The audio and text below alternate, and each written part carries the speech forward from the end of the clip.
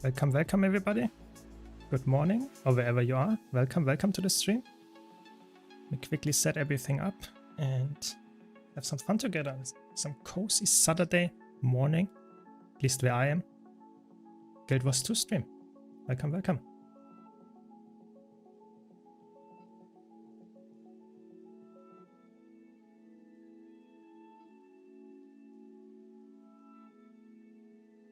So there we are. I think it should be looking good. Doing some like essentially halfway through Forging Steel. That's good. That's what I like. Just finding a random group that gives me the rewards faster. Very good.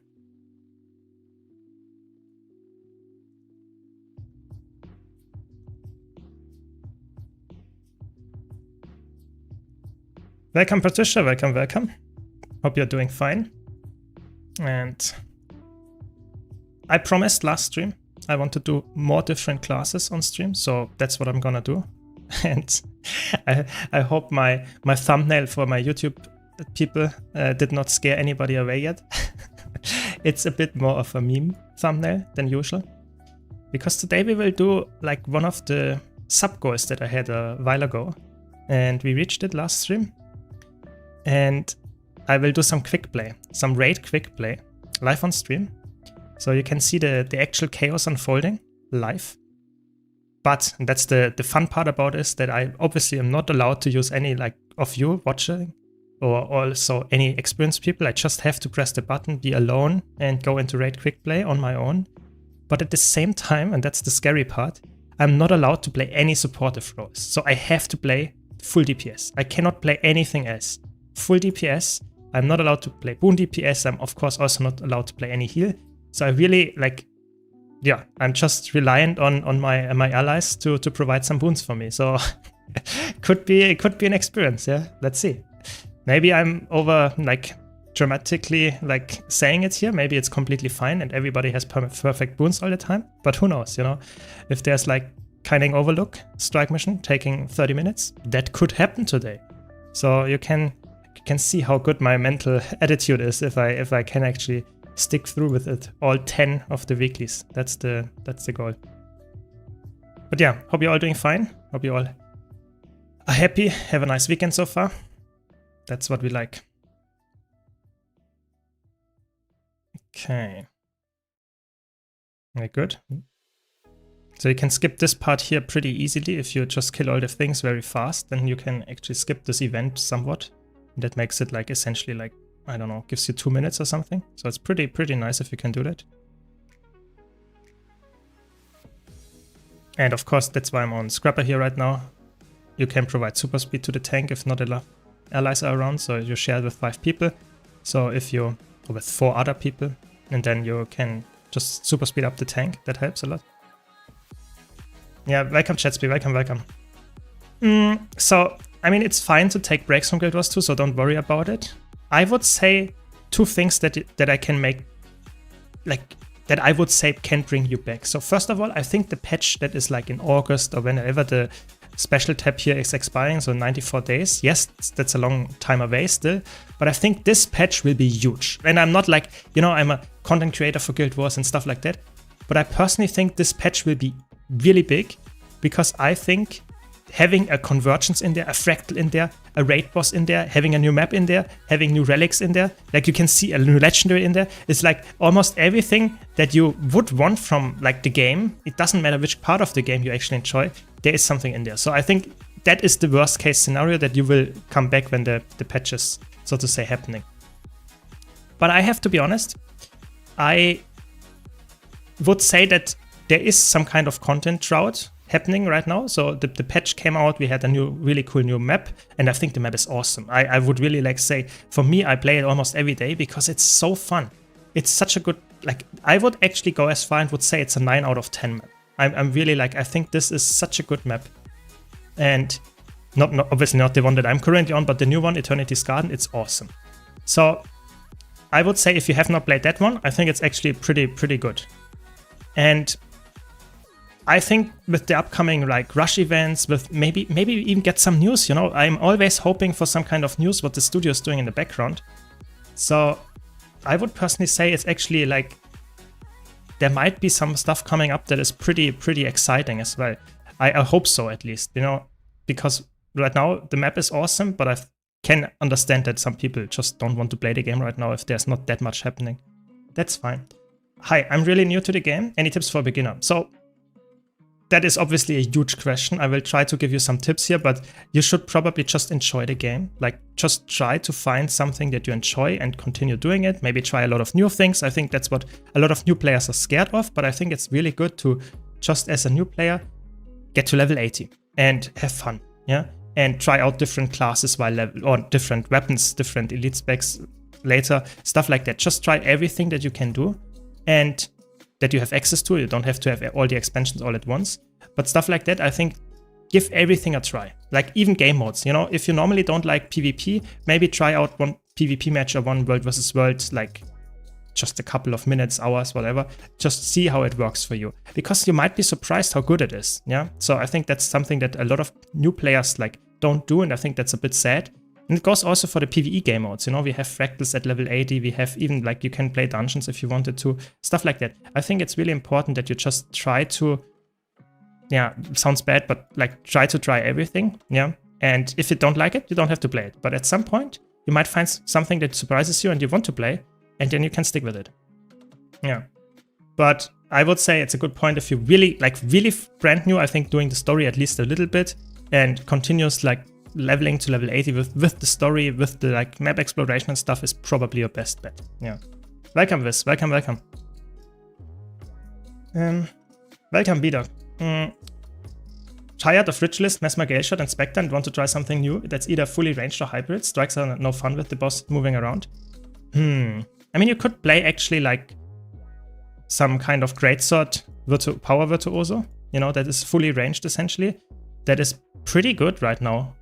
In general, like I would say Mesmer with a greatsword is nowadays pretty awesome, and that is fully ranged, yeah. So you can play Chronomancer, stuff like that.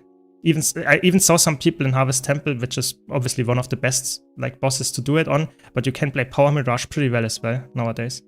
Yeah. Any changes to raids? So raids, I don't know what was the last update that you got, Chatsby, but I would say raids are nowadays, so this is now considered a raid as well, what I'm doing. So essentially every strike mission, everything that is like an instance for 10 players, with the exception of like Dragonstorm, is now considered a raid, and you get magnetite shards for it, you get even legendary insights for it, and some of them are also on a daily rotation as well for dailies, like fractal dailies. So I think the raid update was awesome, especially if you enjoy raids, but even if you did not play raids before, I think it's a really good time to jump in. It's awesome, yeah, it's really good. But in my opinion, it's like the people that are like enjoying raids, they probably enjoy it now even more, and the people that have never tried raids can now have a good chance of looking at them in a nice way, because I think it's now way more accessible. But at the same time, it's for people that only play open world, nothing changed for raids. It's still a raid, nothing really changed, yeah. Yeah. Welcome, Lumi, welcome. I'm doing fine. It's actually a good day today, and I have some fun in stream, and hopefully that stays like that if we do some quick play challenges later. But yeah, so far, I'm doing good. Hope you're doing fine as well. My entire game is either Necromancer or Mechanist right now. What your thought about that? I mean, that's completely fine. I would actually go so far and say that it might be like a hot take, but I think a lot of players are like you then. Like a lot of players play the classes that are somewhat more accessible, like Necromancer, like Mechanist, yeah. I think that's fine. You know, you don't have to play every class if you don't like to. And if you have certain classes that you are really comfortable on and you just want to play them, I mean, there's nothing wrong to always play those classes. You know, if you're still enjoying the game, sure.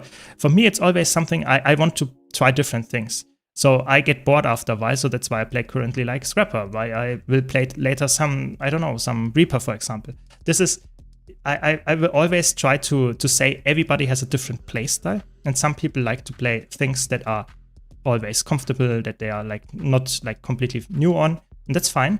But other people like me, they want to try something new almost every day, and I think that's also fine. Yeah, so don't worry about it too much, don't worry. And they're good in the current meta, so you're not grieving anybody by playing them. I play Power Amalgam with Spear and PvE and I found it not that bad. but I never see them in groups. Yeah, because Spear is like typically a condition-based weapon. So if you play Amalgam, you play either Power or Condi, and if you play Condi, you play typically with Spear. That's the way to do it. If you play Power though, I would say there are just better options out there. Like Power on Spear is not bad, that's why it works for you, but it's not the best option because it just is a hybrid scaling weapon, and hybrid scaling weapons are just typically by nature dealing less power damage than a fully power-based weapon, like a rifle, like a hammer, stuff like that. Even like a sword. Those weapons are just, they are meant to be played with full power setup, and therefore they deal more damage with it as well. That's just how balancing works. But I mean, like I said, if it works for you, that's fine. You know, you don't. I think Guild Wars 2 is quite flexible when it comes to weapon choices nowadays. I think Engineer might be one of the less flexible ones, but if you look at Ranger, if you look at like Mesmer, they have insane amount of flexibility with the weapons, you know? There are like essentially 3, maybe 4 weapons that you can choose on a meta build, like really like Snowcrow's benchmark that is actually competitive. That's crazy. So I think you should find the weapon that's also going for new players. Very important note here, that you should find the weapon that you enjoy playing. So try every weapon that you have, every like normal skill here, and see how it works. And if you like it, stick with it, because there will probably be some kind of build that functions with this weapon. I think the balancing around weapons is pretty good for most classes. So yeah, it's pretty nice. Very true, I tried Berserker with Spear since it's a bit ranged, but man, I can't keep Berserk mechanic up during anything. If the boss moves over a few seconds, I lose it and I'm screwed. Yeah, I think Berserker is a build, like it doesn't really matter which weapon you choose. I think Spear is a very, like, people like Spear on Berserker. But even then, it's like Berserker is it's not for everybody. Like I play it and I like it, but I don't play it that often because I think it's more of a tryhard build. Yeah. So if you have a really good group, if you like, for example, the boss is never moving because, for example, the tank is like perfectly positioning, or if you have perfect stability uptime and perfectly you just face tank every mechanic and you survive, then it's good. But as soon as you're in a chaotic scenario, I think like Berserker can actually be like a little bit like scary, or not scary, but like a little bit tormenting as well, because you lose your Berserk uptime. It feels like, oh no, I'm in the slow mode now. You know, that is like definitely why I don't enjoy it as much to play in like pack groups, even though it's really fun if it works. Yeah. And that's the same thing, like I said, with the weapons for Ranger. For power-based warriors, it's the same. You can run Spear, you run Hammer, Greatsword, Sword even, Mace in the offhand. You can run Axe. It's like, you know, I'm already like naming like 5 or 6 different weapons that you can combine with each other. So it's crazy how nowadays the weapon flexibility is. It's like you choose the weapon that is either perfectly suited for a certain situation, or you choose the weapon that you actually enjoy the most, or maybe both. I think that's awesome. Yeah. And I think like it's fine that not every elite spec is for everybody. I think that's a good design as well. You know, you don't need every elite spec to be for every single class. At least for me, it's like some classes have really good class fantasy or some elite specs, and I really enjoy playing them. Some others, I don't mind them. I do build guides for them and stuff. But at the same time, I'm also not like saying, oh, I need to play like Antiquary right now. It's not like I hate Antiquary. It's just like there are some things that attract me more, and I think that's fine. If you just don't get the hang of Berserker, you can play other things, even on Warrior. That's really cool. Are Blish and Arc DPS still working? Yes, perfectly fine. At least if you use the updated versions, always the most up-to-date versions. Yeah, like I'm currently using Blish HUD, and as you can see here, Arc DPS, and of course still legal, everything fine.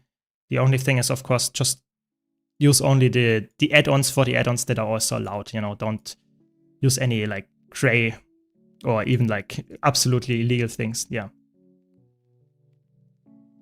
I think Engineer needs a better weapon. I'm tired of Rifle and Hammer. I really enjoy Spear now. Yeah, I think like I mentioned, I think some classes like Engineer and maybe Elementalist have not the best weapon flexibility just because they have not a lot of weapon access. Yeah.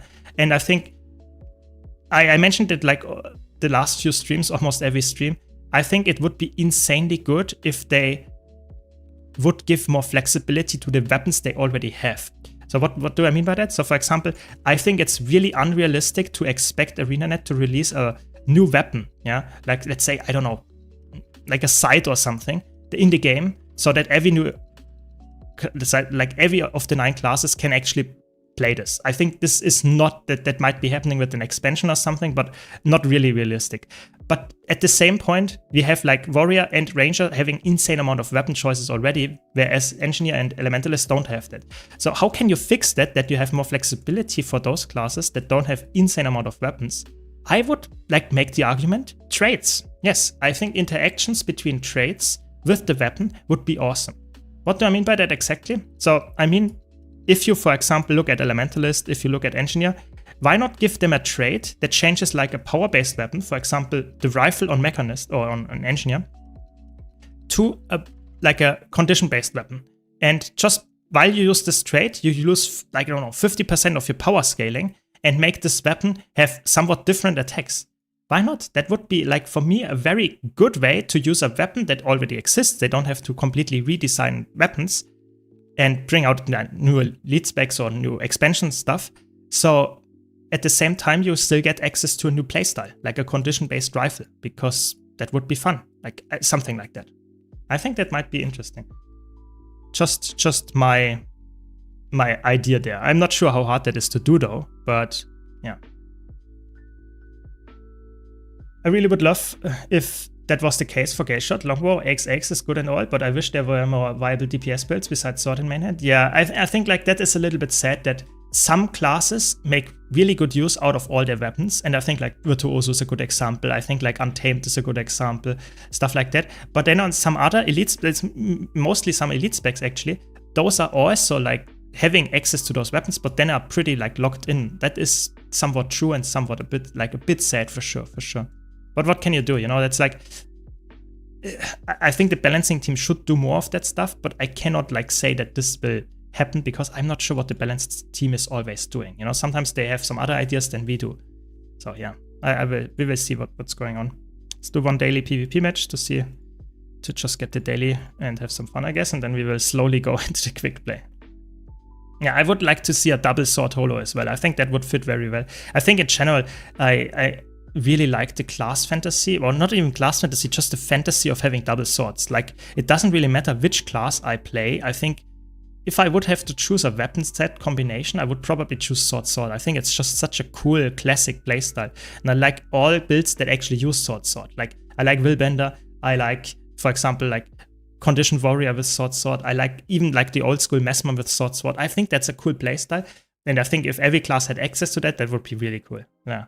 I'm not sure. Maybe I'm just dreaming here, and I just am like a sword like enjoyer. But I think it's really cool. Like I get why people like greatsword and stuff, but I personally would rather actually run like sword. I think it's more of it has a more, I don't know, modern vibes that I like. It's really fun. Yes, Visions of Eternity is the current add-on. Yeah, it's the current add-on, and it's still not like completely out. So that means that we got the release, of course, we got the 2 quarterly patches, and there will be 1 more quarterly patch, so then you have the full add-on as a whole. But currently Visions of Eternity is the latest one. Yes, that is correct. Remember, Warrior was supposed to have access to more weapons than Elementalist, but Elementalist kits is rather large. Yeah. I'd like a faster weapon animation for Spear and Staff for Ele. Yeah, I think that would be really nice to like, Elementalist has already, like you can see, I have 4 attunements, I have a lot of weapon skills, but at the same time, you are also pretty locked in with certain weapons. For example, Scepter in PvE is just God tier. There is almost no Elementalist build that cannot make use out of Scepter because it's just so good. And if you have Staff and Spear that are a bit more like locked into their niche, yeah, then I think that leaves them a bit more in a spot where it's not that useful for a lot of cases. And I think that's fine if it wouldn't be that you only have like 4 or 5 weapons on Elementalist that you exactly can use all the time. So I think there should be some rebalancing of some of the weapons on Elementalist specifically. And I even think on Warrior, even though Warrior has insane amount of weapon choices, I think if you look at condition-based weapons on Warrior, they're not that great.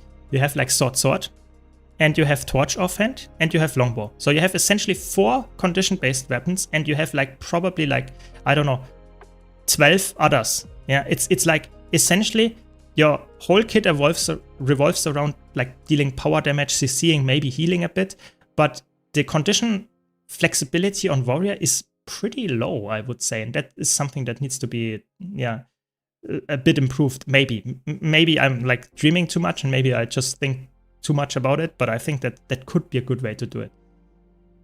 With Engineer Trait Rework, you can play a condition rival build because bleeding scales with power. Good point, good point. Actually, I have a build about that coming up very soon. I think the trait is a bit undervalued. It could be a bit higher value, the trait, but I think it's really cool that this exists. I think those traits make build crafting fun and make weapon choices, even on condition builds, very fun. But I think a bit more like changing some attacks around as well. Like, for example, just give every attack bleeding or something if you choose this specific trait, you know? Just that you at least get a little bit more of the feeling of this is a condition-based weapon and not like you play a power-based weapon, but it has a certain idea with the trait. I think a bit more in this would be even better, yeah. Yeah, I mean, a new weapon, yeah, that is a good point. I think a new weapon, Patricia, is always like, would be an awesome choice. But if I have to be honest here, I think a new weapon, like, people would love have Scepter on Elementalist, or like any class that can. Some people wanted to use a warrior with a shield or something. Like, a lot of people wanted that. But at the same time, I think like this is a feature that needs to be with an expansion. I don't see that ever happening anytime like else. And at the same time, we didn't get an announcement of the next expansion. So maybe they will tell us, yeah, next you can now wield Scepter on Elementalist next expansion. But when is this gonna be? So I'm not really like too like positive that this will happen quite soon. That's why I'm not like speculating too much about it, because I don't know. It just feels like Arena that is not really interested in bringing out a big expansion this year. Yeah. Easiest builds to play on a controller? Oh my god. I never played Guild Wars 2 on a controller. I think that would be such a cool idea, but I really don't know what makes a build good on a controller. Like, what is the best like part about a build to be played on a controller? Not sure. I tried Elementalist Pistol and really didn't like it. I'm not a big fan either. Like, it's a good weapon in PvE as a DPS, like condition DPS, but I just don't like it. I'm with you there. Yeah. Exactly this. Exactly. It's like, personally, the trait is decent, the bleeding trait, but it's just not as good as the Inferno trait. That's just how it is, yeah. Scepter Elementalist. I mean, some people liked it, and we had like here some really big lore drop from a guy that never does any story. There is this dungeon called Escalonian Catacombs, and in the explorable mode, there is this one NPC. Like, I'm not joking, one NPC that you guide through this dungeon. And this NPC, since the beginning of the game, is wearing Scepter. So they're already like carrying 2 scepters and using them in battle. So it's actually, it exists. It is not something that I just like coped up. It actually exists, but they never made it, so to say, in the playable version of the game. It's really fun. Really interesting. Yeah. Some people like shortbow for Elementalist, and I think that's understandable. Some people like longbow. They just want to have some kind of long-ranged weapon. I think spear somewhat fills the slot. But some people also would like to have some kind of more support-oriented weapon. Maybe some people want to have the classic staff as a full DPS weapon on Elementalist again. I don't know. I think there are a lot of things to change for the classes that have not as many weapons yet. I think that would be like interesting to see. 3 Necromancers. Okay, interesting. And the enemy team was also 2. Like the half of the match consists of Necromancers. That's exciting for an Elementalist. Not, obviously. Yeah. I wanted the more challenging content like CM and LCM. I have to be honest, I would like to do more of it. I did some of it in the past, but in the last few months, even like year, I did not really play a lot. So I would say yes, in general, but not in the current time. Yeah. Welcome. Yes, yeah. Welcome. Would just like to say thank you for your videos. Most of what I know in the game came from you. Perfect. Glad to hear that. Always happy to help. I mean, I'm not saying necessarily more dungeons. I'm just saying like this already exists. Oh my god.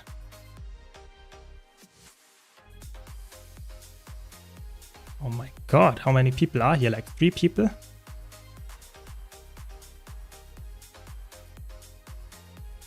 Let's try to survive this. Let's see if we can do that. Let's push to the node. Okay, there's a thief here. Maybe we even get the decap here. Nice, we got the decap. That's good. My team at least got the rest of the map. That's also good. I will answer some more questions and talk about it after this match. I just don't want to lose because I'm like reading chat. We had that before. It's never a nice thing to do for my teammates. So let's put that on the node. We get a kill here maybe.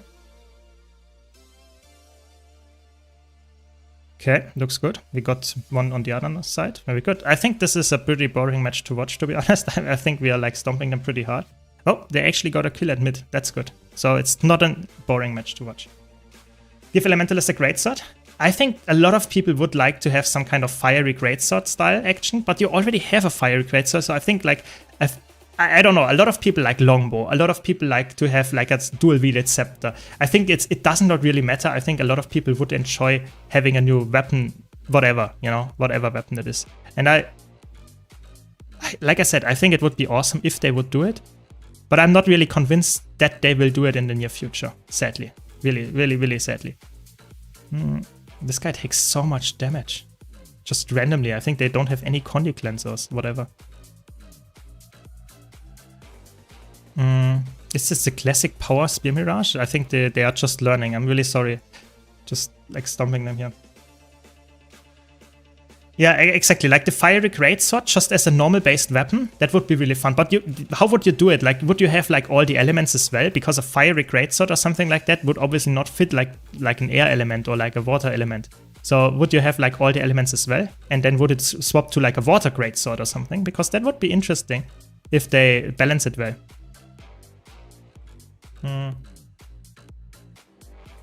I mean, it would be cool if the conjured weapon. Oh my god.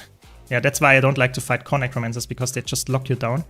Yeah, I think like if the conjured weapons get a big update, I think that could actually function as like new weapons. Like if they get like some kind of kit gameplay. I know not a lot of people like the kits that much on Engineer, but I personally think it would be an awesome addition and would make them way more interesting. At least I think the conjured weapons are underused in my opinion, and I think it would be awesome to give them an update that would make them more interesting. And if that would be kits, I think that would be like, wow, like insanely good. Yeah. I tried looking up a tier list for ranged hybrid specs in Guild Wars 2 and haven't found a single one. The thing is, like, Guild Wars 2 is not really like a game where like you just play a build because of its range or something like that. If you're looking for PvE builds specifically, I think the best range builds typically are also somewhat builds that have some self-sustain in there. So for example, I would say that Condition Virtuoso, Condition Scourge, they are probably the best range builds to play in group content if you need really a lot of sustain, a lot of defenses. If you want to play something that is a bit more aggressive, I think Rifle Mech is probably the option there. But like at making a full tier list about it, I think that's a bit tough.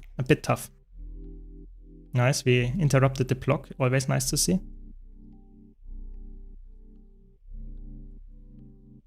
Oof. Yeah, I mean, this guy is... I'm really sorry for destroying your Mirage stream.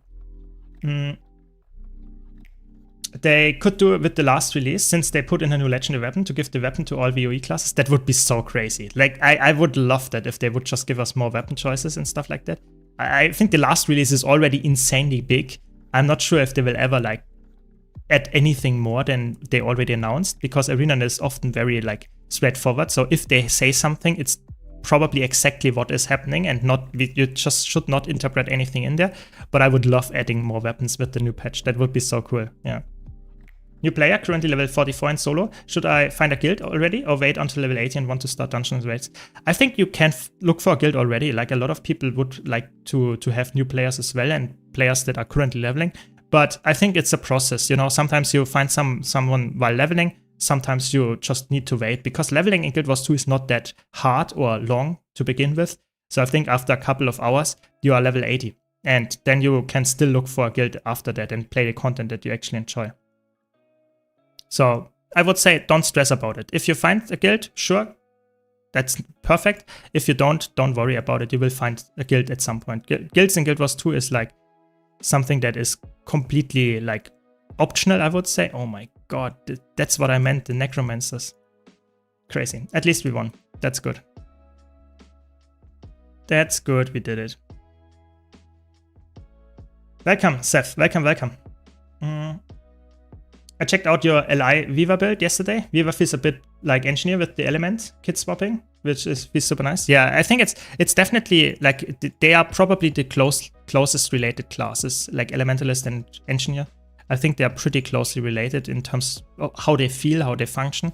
They are very flexible, but they are not the easiest. I've at least some builds, you know, Mechanist is pretty easy. Let's see if we can get some Iceblood Saga stuff going.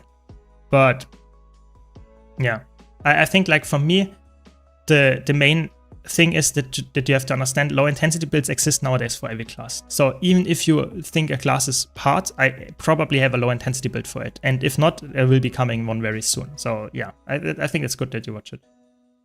I have a community guild. Yes, if you want to join, you can just write in the chat or write me in game, whatever. Or in my Discord server, you can always write when I'm not online and I will invite you to the guild. Yes. Adding to the range DPS convo. Don't you find it odd that Ranger and Thief don't have strong ranged build options? It's a bit weird, yeah, that especially Ranger is like classic Archer fantasy somewhat nowadays with Gale Shot as well. And I think the problem that like a lot of people have is that like Guild Wars 2 is not really based on it. You know, that's the sad part. Guild Wars 2 is not really based on classes being fully ranged. That's the sad truth. Even if you play a fully ranged build, you typically go into melee range with your party. Like there is almost no reason to go outside of the melee range ever, except having some certain mechanics there. So that's the important part that you have to understand if you play like Ranger or Thief. There are builds like Gale Shot, for example, can play fully ranged AX, or almost fully ranged AX, and you can go for like a longbow and of course a cyclone bow, and you're pretty like good with the range. But even then, you want to be mostly melee. And for Thief, it's even worse, because for Thief, like the best range options would be pistol, or I guess like a rifle. But both options there are like not optimal in a lot of cases, because oftentimes you swap to a melee weapon either way, or pistol is just a low intensity build. So this is something that you, yeah, have to understand, that like some classes might not have as good ranged option as others. But either way, which one you choose, you still want to stick somewhat in melee range. That's what a lot of people criticize in Guild Wars 2 about how the stacking works, how people are like interested in like range classes, but it just does not matter that much. That's the sad truth. Yeah. Mechanist is really good. I will play some Mechanist later. Yeah, like especially like in like pack in organized groups, not as much, but in like somewhat chaotic groups, Mechanist is good, like really good. I guess we can do the quick play session now. I think it's time. I think we will do the quick play. Let's start with Reaper and see what we can do, and if Reaper is not a good DPS option, I will switch to Mechanist. It will be so... Oh my god, I'm so scared. Yeah. I'm so scared. I'm so scared of the like quick play action, full DPS, no support allowed, just going into raid quick play and seeing what's going on. It will be a tough one. Okay, so let's go. No help from the chat allowed either. And let's go in. Am I on DPS? I'm on DPS. Okay, very good. Let's see what we get. Please don't be like Old Lines Court, and we don't want to have Cunning Overlook. Like those two, please not. Everything else, I take it. But like Old Lines Court can be like people wipe you, and Cunning Overlook takes like 30 minutes. So please, we will see. It's so silly that Gale Shot designed to be range class is best performing in melee. Yeah, I think the design problem there is again that even if the class would be really good as a ranged class, and you really would say it shines in fights where you are ranged, which it is actually not bad in, I still think that the gameplay that you expect in Guild Wars at certain bosses and fractals, whatever you want to like play, it doesn't favor range that often, you know? So it's like Gale Shot can be played at range, but it's not a class that actually like makes range better than melee. And I think I don't even know how to succeed at that. So I personally would say like, yes, I think it's weird that Gale Shot still wants to be melee, but I think you could say that for almost every class. Yeah. Old Lines, yeah, there we go. You know, Old Lines Court is fun. There we go, there it is. Oh my god. Yeah, I mean, we have 2 mechanists, which is already scary because those could be like the players that actually. Let's do a ready check. The chaos already begins. Oh my god, we will see. I mean, this is actually not a hard fight. It's only hard if people just randomly CC. You know, that is the hard fight about it. I really am scared of mechanists here because mechanists have on their F1 skills, if they have autocast on them, CC already like just autocasting on them, and then they just CC the break bars here. And they are actually not that big break bars, so you can easily CC that on your own. That's a bit scary. So we will see. You all know what you get? Yeah, I guess you were right. Yeah, it's crazy. It's crazy. Okay, I mean, let's do that. So I'm here on Reaper because I know that Reaper is really good. So let's see. So far, it looks good. I'm already like, that is already like the above average group. Yeah, I'm not joking. That's good. Just need to get, oh my god, I don't have any quickness. That's also like obviously very classic. I guess I just stay in Shroud forever. Yeah, we will see. Okay, there's that. I mean, that's why I'm playing Reaper, because I know that the quickness uptime is pretty nice to begin with. Yeah, yeah, you had to jinx this. Yeah, I guess that's what happens. Yeah. Now we take the range. That's why I'm playing Sword on Reaper. It has a slightly less DPS than Dagger, but it has also range. So Mechanist is really good in this one here, for example, if you hold your CC. Biggest problem in trying to play full ranged in groups is that you don't get boons. Exactly, you don't get boons, you don't get healing. I don't know, it's just, it doesn't suit the gameplay of Guild Wars 2. That's the problem. Even if you have builds that are good at it, it just doesn't suit the gameplay loop. You know, that's the problem. If the mechanics, the encounters would like make that work, if you would actually enforce that, or if that would actually be somewhat like reasonable to do, then sure, those builds can shine. But at the same time, I think it's just not like realistic. If you look at almost all raid encounters, you want to stack on top of each other. You want to be in melee range, even if you play a range build. And that's just like, I guess it's somewhat of a design issue, or not issue, but a design decision they made with like the game. You know. Paid actor? No, I mean, I don't know. It's just worked. The group is good, and we got Old Lions Court to begin with. You know, we will see how many more good groups we will get. Probably not that many. You know, you can. This is a good group. We have someone that actually explains the mechanic as well mid fight. Pretty good. Pretty good. I take this. Yeah. Just a little bit sad that I get this here when I play not Mechanist, because Mechanist is really good here, because you need some range in some of this like encounters. But it's okay. I can play Reaper. Reaper's fun as well. How much gold you paid them out to not CC? I mean, you saw the chat. I did not do anything. I would not, like, this is the real challenge. I wanted to give you like the real thing, you know. You never know. Sometimes you get a good group, sometimes you get a bad one. I have to be a bit careful with this one. I don't know how much healing we have in the groups. You can always in Quickplay, I would say, also swap to Sakiro's Relic if you're playing a power-based build. You don't necessarily need to... Ooh, don't CC. Bit scared here. Halfway through. Don't CC. Don't CC. Very good, we did it. Yeah, always, if you struggle, if you have no healer, as a DPS, you can always go Sakiro's Relic and probably be fine. Typically, for most fights, the buff itself is enough, because you get some kind of lifesteal buff. But if you need even more, like on Bone Skinner, for example, I think then Sakiro's Relic has you fully covered. And look at the DPS. Like, you get so much, like, I have like, essentially like 35k health. It's crazy as a Power Reaper. It's a lot.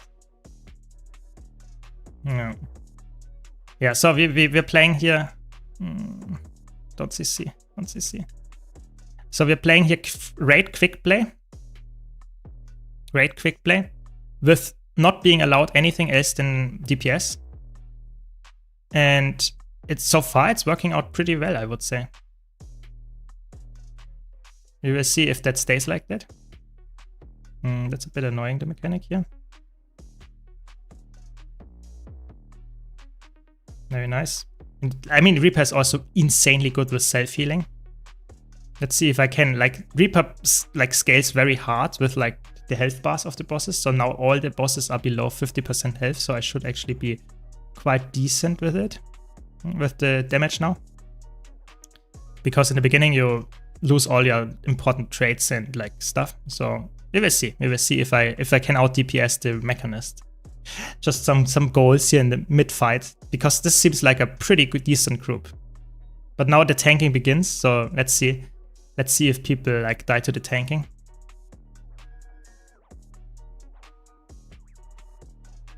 So hate this, can't retarget it. Are the Living World seasons worth buying with gold? I would say so, yeah. Especially Living World season 4 and 3, they are insanely good. We need to move here.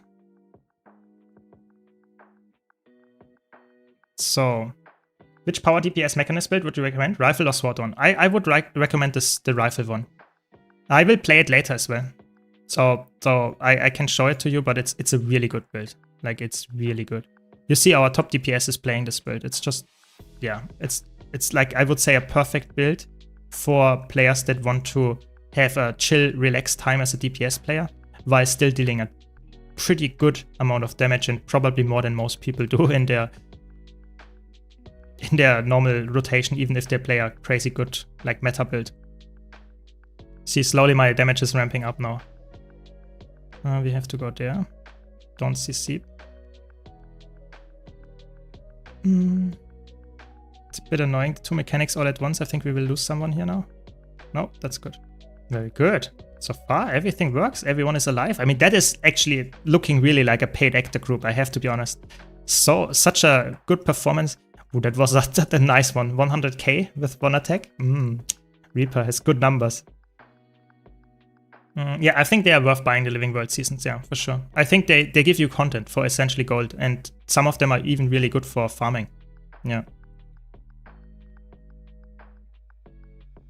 Nice, good damage. Good damage.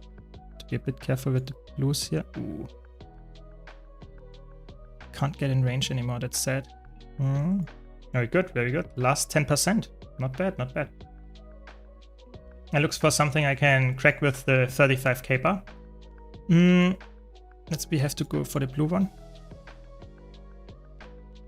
Very good. They all know. That's good. Very good. So 35k is, so to say, I would say, this is the bar that you have a low intensity build or a low effort build can reach this. But as soon as you swap from a low effort build to a full-fledged build, you can go over this typical bar of 35k, but you need way more effort. And that is the part that a lot of people don't see or don't understand as well, that you really have to like put way more effort in if you want to play a certain class and get over 35k DPS. I think this is really the benchmark that a lot of people don't see. Ooh, that was a wrong button to press here. But yeah, I personally would say, if you want, I think Power Mechanist with a grenade kit actually is probably still one of your best options. Yeah, because it is like reaching over 35k. Nice, we did it. Very good. Good. Very good. Unexpected. Any recommendations for what to spend gems on? So I have a full tier list on what to spend gems on, but I think one of the best things you can get is Copper Fed Salvage-O-Matic. I think like there are a lot of other items that can be really good. What is also like good? Like, what is good? Let me check my inventory. So like even the recharging teleport to friend can be good. I think like a sanctuary, like a pass key to any of the really interesting locations like Mistlock Sanctuary Pass is good, but there are others as well. Stuff like that is awesome. I think even like the Copper Fed Salvage-O-Matic is like not the only option there. Oh my god, again. It already starts like I need to do 10, you know, I need to do 10, and like I didn't want to jinx and talk about it, but it happens again. Okay. I mean, I guess we might have some of the same people, so it's fine. But the RNG is there. The RNG is here. Yeah. Not legendary backtick, do you think is the easiest to get? If it depends what you define as easiest. So the easiest, if it's in terms of gold, I would say it's probably like one of the earliest ones. So PvP one or the Ad Infinitum one. Those are really good in terms of gold, or even the World versus World one. When you talk about the content, when you don't care about the gold cost, but the content that you need to do, then Oryx is the easiest because you don't need to do anything other than open world stuff. But yeah, I think it depends on what you define as easiest. Yeah, always happy to help. Yeah, I think the tier list gives you more answers because I will go over every single item that exists in this gem store, essentially, and I will give you the opinion about why I think it's worth purchasing or for whom it's worth purchasing. So I think my tier list on my YouTube channel is probably helping you more than I can do here on stream because I just, you know, it's more concise and you will get the answers you need. I'm good, Grover. Hope you're doing fine as well. I'm good, I'm good. Do you think getting the commander tag is worth it? I think it is worth it for people that actually use it. Like, if you... Thanks a lot, Checky. Really appreciate it. Thanks a lot. It's awesome. Thanks for the support. Yeah, so like quickly answered in the comment first. I think commander tag is worth it if you are willing to be the commander. You know, it's not worth it to purchase it and then you just never use it. Obviously, that makes sense. But I think it's, for me, it paid off, obviously. But even for people that are somewhat new, I think if you want to get into content, create your own training groups and stuff like that, I think it's actually a decent way of doing it. Sure, for sure. Let me move there and then I can read it. I tried out your Berserker build from a few days ago and I struggled holding the 30k on the golem. Do you have any suggestion what could be the reason? I tried to get the F1 up and bring it out as fast as possible. Yeah, I think the problem with this Berserker build is, I have to be honest, I never reached the benchmark. It is a really tough one to reach the benchmark with because it's very fast paced and you really have to, you know, as soon as you do an auto attack that is not supposed to be done, which is almost all the time. There are not that many auto attacks that you want to do in this build, except the sword auto attacks. It is like very punishing. Like you really want to press some buttons of cooldown. You want to cancel your aftercasts with like queuing up skills and stuff. The Berserker build that I posted is not a build. It reaches 44k if you play it perfectly, but it's not a build that 90% of the players, including me, will reach this number on. So I probably should have made that more clear in the video itself, that this is a rather challenging build. So if you like the playstyle, it's very fun, and I think it can, so to say, reach the 35k number that I mentioned earlier pretty well. It's definitely not a big problem to reach 35k on it. You just need to train a bit more, so I think that's doable. But reaching 44k, even with perfect gear, that is not that easy. That is something that I did not reach. So yeah, I mean, just wanted to mention it here. Don't give up. Just try to have fun. But you don't need to reach perfect benchmarks. You know, if you reach like decent numbers on the golem, then you don't need. Then that's good enough. If you have fun with the build, that's perfect. So it's actually, again, I think most of the people are exactly the same as in the group before. So it's actually pretty funny. Sad. Is it long for Oryx? I think Oryx is like not too grindy in terms of like how's it called, daily gates and stuff like that. It's more of a gold cost. Oryx is very expensive. I still think it's like the most expensive backpack. I think it costs like 3k or something for a backpack, which is pretty crazy. So I would say,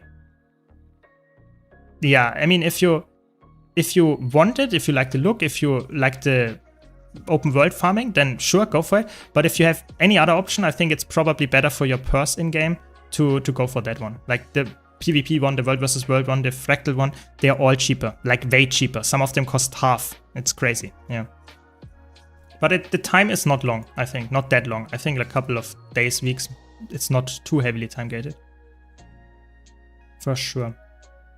Is Core Warrior good for open world? I think it's actually one of the better core classes, yeah, for sure.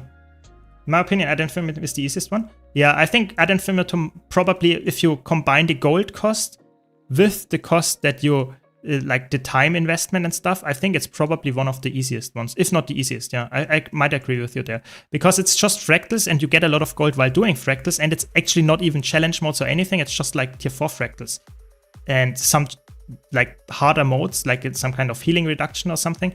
But essentially that is not a problem at all, because like the healing reduction nowadays does not really matter for a lot of the situations, like at all, because you just have so much healing. I'm playing Hammer Greatsword Berserker right now with power and defense. Loving it in open world. Yeah, that's awesome. You have so much stability. It's crazy. Yeah, it's really good. It's really good. But yeah, 3k gold for backpack, I think that's like, I just have it because I like the skin and like to have all the legendaries. But I would say for most players, like if you have the choice, go for any other backpack. Like a backpack gives you the least amount of stats. Like the least amount of stats you can get from an item. From a, like a, how's it called, an equipment item. On the trinkets at least, it gives you not a lot of stats. So it's not like if you have exotic trinket, exotic backpack, you have no damage. So it's like, this one is really just like for the completionist's sake. And 3k gold for that is insane. It is really crazy. So keep that in mind for sure. Like this is why I always say, yeah, be a bit careful, mindful what you go for with the legendaries, because some are just way more expensive. The same goes, for example, for Generation 2 weapons. Like, Generation 2 weapons are way more expensive than Generation 1 and Generation 3 weapons. Like, a lot more. So, if you like the skin, sure, go for it. Yeah, I did that as well. But you should not go for them if you're just in for the legendary convenience. Also, if you have a ton of legendary kits in your storage, you're safe, 400 gold. So, Add Infamy is even cheaper. Yeah, you get, that's really cool. Some of the older backpacks and older items, like legendary items, need the Gift of Might and Magic, and those you can get from the, what's it called? Oh my god, like I get all the mechanics. You need them to craft the Gift of Fortune. So like all the mechanics, at least we have a decent group, that's good, but this can be a bit like annoying if you have all the puddles everywhere, like especially as a melee build here. I think like this really shows that I should not play Power Reaper. I should probably play Power Rifle Mechanist. It's just straight up better. in Quickplay, that is.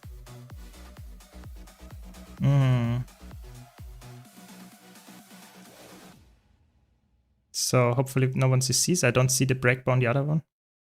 Looks good. We get the heal here. Nice. Yeah. Yeah, the 3k gold for the tail is like crazy. I'm not saying, like, I personally think the tail, the Oryx backpack is actually not like bad looking. I just don't equip it on a lot of characters, but I think it's okay.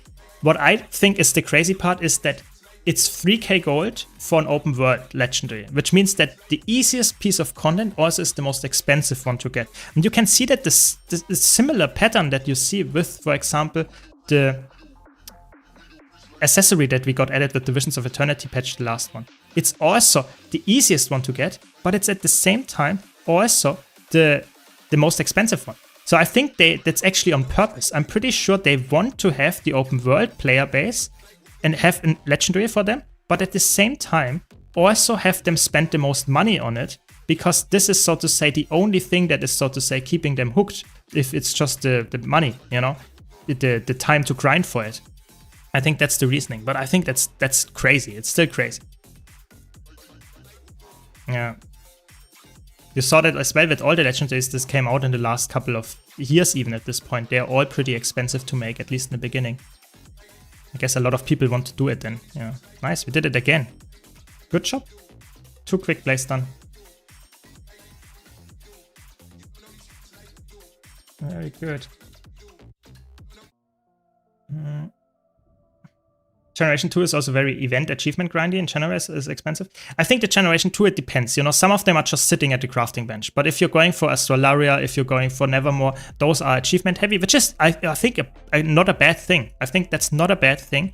The bad thing that I think is that they are so expensive, even though they give you exactly the same stats, the same like quality of life as a Generation 1 legendary. So it takes you more time and it takes you more gold. At least if you go for the Astralaria and Nevermore and stuff. So I think that's a bit like where I'm a bit like, is that really necessary?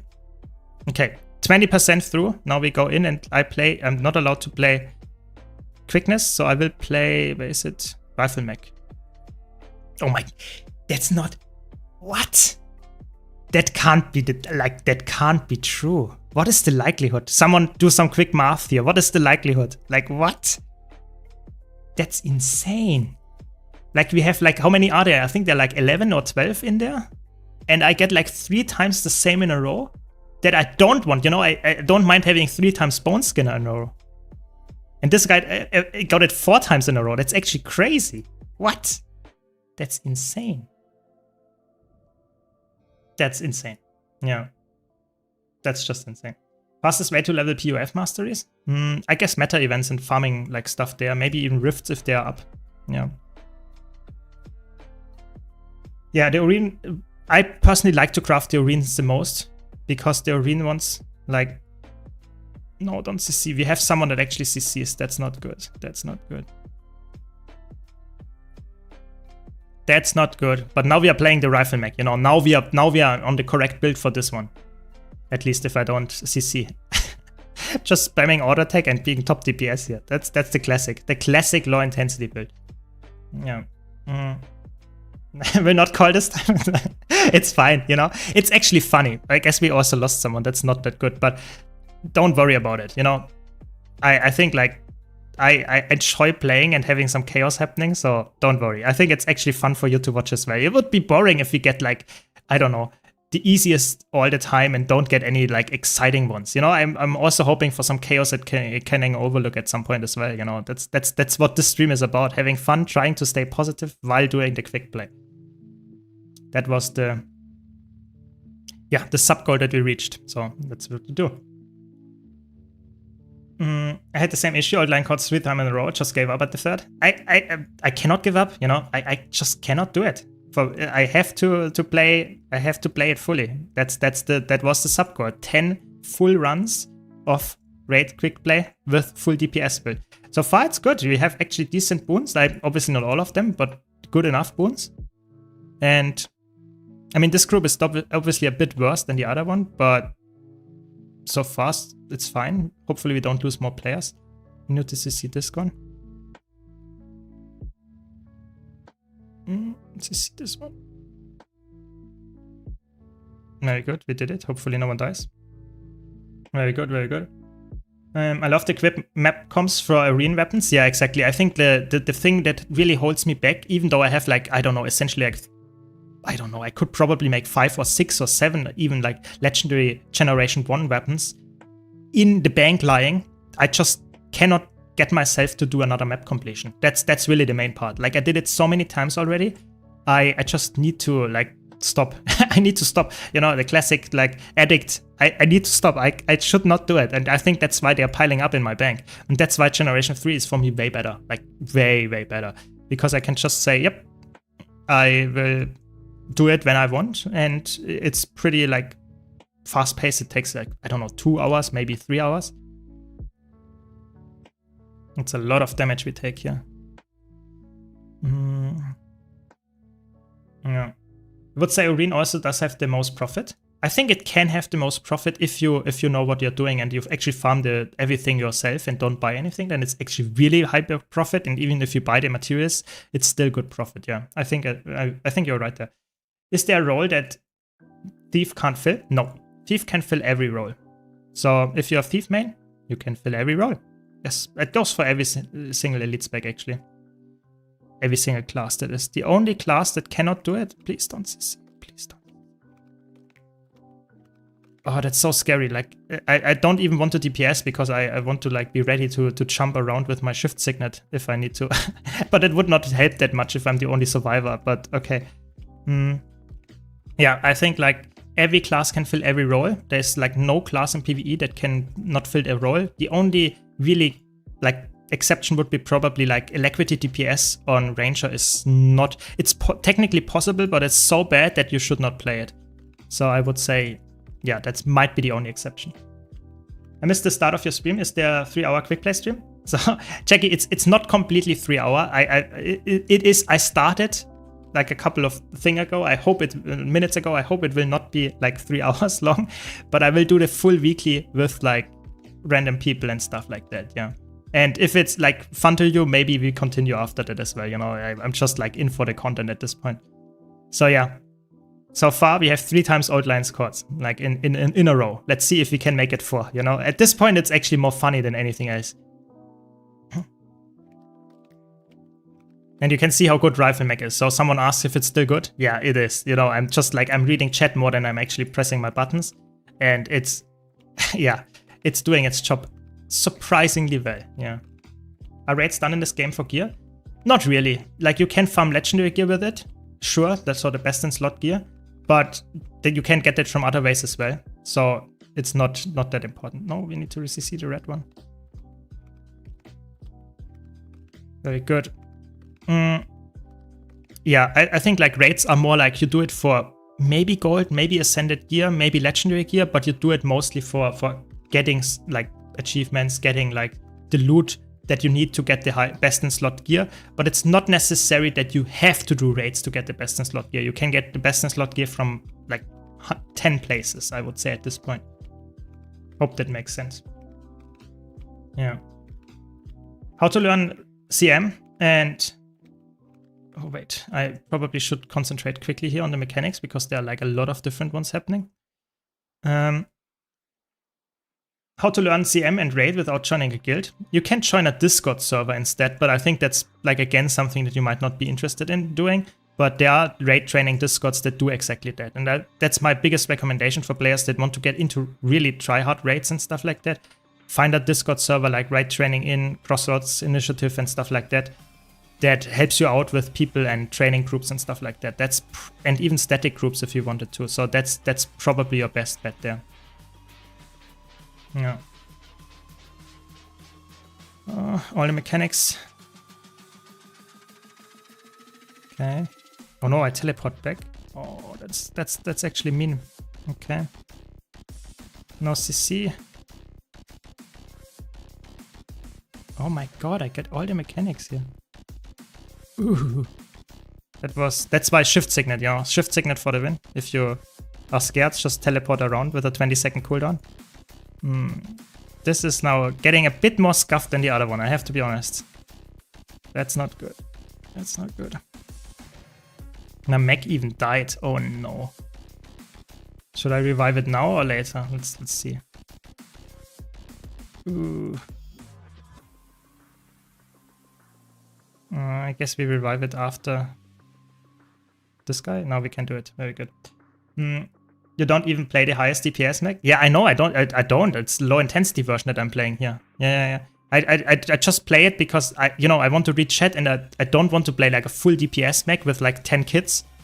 Obviously joking, but I don't want to play that if it's not necessary because especially in Quickplay, I think it's better to have a build that is safe. And if I want to read chat at the same time, especially. Yeah, exactly. I would also not be that good, of course, you know. Every time I run this raid in Quickplay, it's never a full squad. Yeah, I don't know. It's like people leave all the time.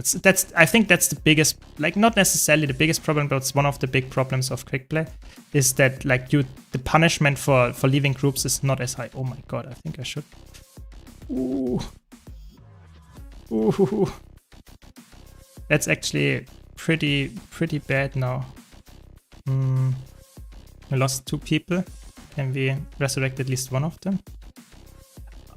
It's getting a bit scary now, I have to be honest. It's getting a bit scary now. I should probably equip Sekiro's Relic. If we die here, I should probably get Sekiro's Relic instead. Okay, we have a healer apparently because I just... Why are they focusing on red? That is the good question to me. Very good. That's like, oh my god, I cannot read chat here. This is so chaotic. I'm happy when I stay alive here. Okay, I think that's the last %. Now we can resurrect some people. Okay. Do you think ArenaNet will release more mounts you get from events and raids and stuff? Yeah, I that is my big hope. I have to say that the thing that I can understand that they don't want to overdo it, you know. If they give us mount skins for every single mount, then they would not make any money in the gem store anymore with their mount skins. So I think they're a bit like slow with it, but I think you can see that we got the mount sky scale for like Doom, we get the skin from like the new meta event for the Raptor. So the last 2 patches had those like things in there. So I think why not? You know, why not? Why not have every single patch one more new mount skin that you can get? I think that's interesting. Oh my god, all the mechanics. I mean, I guess we should be fine. Oh my god. This one. No, this guy's already fully dead. Shift Signet has to be the most OP Signet out there. I think it's in general, like, I would probably go as far and would say this is the most overpowered utility skill in the game. It has so many, like, good things. It is a teleport. 1200 range teleport. It's a stun break. It's a condition cleanse. It teleports your mech as well. And it gives you passively the boons to your mech. So, like, is there any skill in the game that is better than Shift Signet? I don't think so. Like, this is so overloaded. It's one of the reasons why Mechanist is so good. Like, I do a lot of damage of my group here, so this was definitely more, like, less of a paid actor group. Can you agree? I think that's the case. We did it. We did it. We did it. So, 3 in a row. Do you have any tips for pushing for this Mina? I think one of the big tips that I can give you is increasing the character model limit so that you see every single character in the map. So that you see, for example, if there is a specific like golem spawning that you need to knock, that you actually see it, you know, because that's the scary part if you are the pusher and you don't see the golem spawning because you just have other character models showing off instead. That's a problem. So that's something. Other than that, I would say use things that cannot be blocked, because sometimes you have like projectile block or something like that.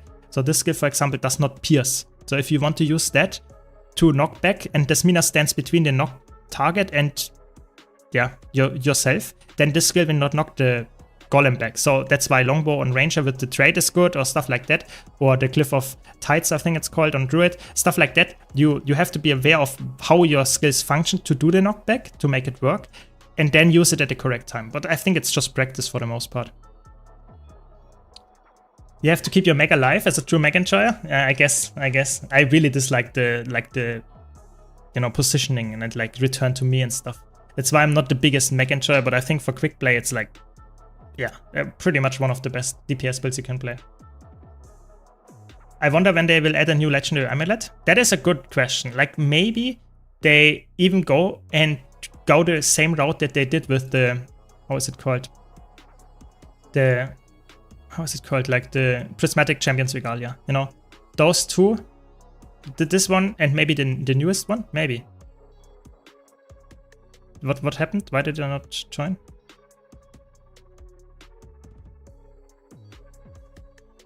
Okay, I wait. Maybe it takes some time, but no one got in. Interesting. Just randomly stopped working. Okay, I guess we leave. Sad. Yeah. Let's see. Maybe we get another Old Line squad now. I mean, it can't be always Old Line squad, isn't? Can't be. Okay, instantly in. Very good.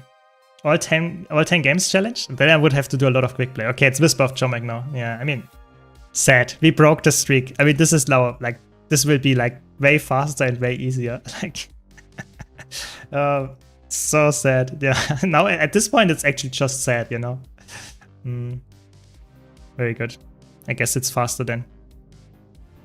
We don't have one player, but it's okay, I guess. How should I farm Mystic Clovers as a casual player?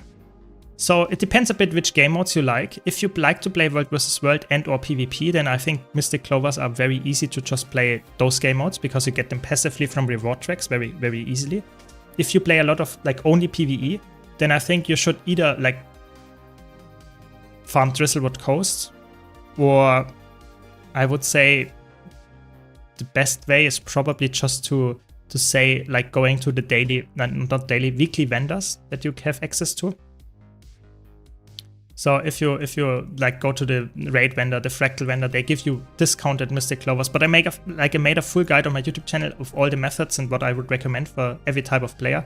So you can check those out, of course, as well, this guide. But in general, I would say Mystic Clovers from PvE, most players do not get enough to actually make the full legendary with it. So I would say you probably have to also use the Mystic Forge at some point. If you play a lot of only open world, it's probably a bit hard to get like all the ones that you need for the legendary. It's just not as easy to get nowadays. Heard hopes Arena adds a legendary ring or something locked behind achievements like the Prismatic Regalia. I think that would be interesting. Maybe, like I said, they could add a new amulet that is exactly the same, just instead of the, what's it called? Instead of the Living World Season 3 and 4. Why not make it for like Chantevals, Visions of Eternity, and Soto or something like that? Like a return to those? Maybe. I have no clue if that's like on their agenda, but I think that could be like an interesting concept for sure. What? They really should give us some easier way to get into Quickplay. Yeah, I think the Quickplay is very much hidden. Like, I'm always surprised that a lot of new players actually find that in the first place. I think it's pretty hidden in like the raids tab under the training tab. I don't know. It's pretty hidden. Pretty hidden. Yeah. As a World vs. World player, I get tons of clovers. Exactly. Like, if you play a lot of World vs. World, or PvP for that matter, you get a lot of Mystic Clovers. But I think players that ask this question typically don't do that, because otherwise they would have that already. So I guess I try to answer the question for PvE players only. I'm on Europe, on the Europe servers. I'm on EU, yes. I hope they will do that the same way as the Prismatic 2. If they decide to restrict it only for Visions of Eternity instead of extending it to Soto, Chantevals, and VOE, it will be massive fumble. Yeah, I think it would be like very bad. Like, I think it would be a very smart way to not actually introduce a lot of new content in the future, but give us a legendary that you need to grind all the old content for. No, they CC it. Hopefully it's not bugged now. Because if you CC this boss at 25% when we do this like teleporting away thing, it's very likely that the boss will bug.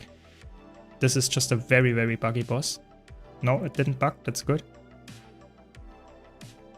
Yeah, so definitely I would say my top like idea of getting a new legendary amulet would be to introduce a new legendary that requires a lot of achievements for completing certain events, completing certain things. Not necessarily hard ones, but just something that is actually like requiring you to go back to Soto, to all the maps, going back to Chantevals, to all the maps. Just that we have the same input of like influx of players going to all the locations that we didn't have like visited that much earlier. That is, I think, a really cool idea. The last 3 mini expansions, so to say, included in one bundle. I don't know, would be cool.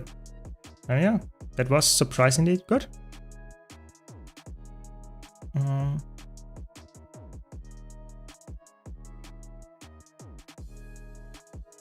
I mean, I can tell you something, like if you have any questions, I can still tell you some stuff. It's just the whole value of the stream is always, if you have any questions, you can ask. But currently I'm playing on EU, yes. For solo play, which do you prefer? Scrapper or Amalgam? That is a good question, Tomyan. I would personally say like Scrapper is in easy content, like if you play open world and you just want to get like trash mobs killed fast or events done fast. I think Power Scrapper is better because you have quickness, you have super speed, you have power-based damage, it's more front-loaded. I think in like a lot of cases I would prefer Scrapper. But if you're tackling some really tough solo challenges, let's imagine you're going for like legendary bounties or you're going for like soloing like raid bosses even, then Amalgam is the choice that you want. Because Amalgam has more sustain and obviously a longer ramp-up time because you're playing Celestial or Condi. But it is more, so to say, defensive by nature. I don't know, sometimes it just doesn't work. I think it just doesn't work. Okay, let's try it again. Okay, now it worked. Do you have a video guide on add-ons like Arc DPS, Bliss Shots? Yes, I have a guide for Arc DPS that is pretty like in-depth, how you can customize it, how you can of course install it and stuff like that. It's on my YouTube channel and you can also type !arc in the Twitch chat, I think that should work. And I have a guide about Bliss Shot as well. For the others, not yet. I'm working on some of them, but it takes, you know, we will see if I make full videos for all of them or if I make some kind of summary. But I think Arc DPS and Bliss Shot are probably the most important ones to set up if you want to like get the full experience or the best experience possible in PvE. Any ideas for a completely new weapon? Not really. Like, I'm really not imaginative when it comes to this. Maybe like some kind of great axe or something like that. Maybe a sight. Maybe. I don't know. Hard to say if that would ever make it into the game. Because we have already skins and weapons that actually look pretty similar to that.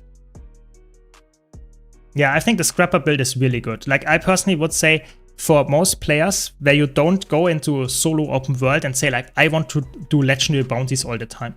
I think the Scrapper build is just straight up superior. Because the Scrapper build is like, is it bugged again? I don't know. We're just waiting forever. The Scrapper build is just fast-paced. It does more front-loaded damage. It's fun. It has super speed access, which not a lot of classes have access to. I don't know. It's just really good. Okay, we did it. Very good. We are in. What is it? Bone Skinner. Okay. I mean, it's a pretty good one, to be honest, for Quickplay. Let's see if we have enough healing here. Do we have any healers here? It doesn't look like we have any healers. So what do you think? Should I swap to Sakura's Relic for the safety? Or should I just say nah? Like, send it.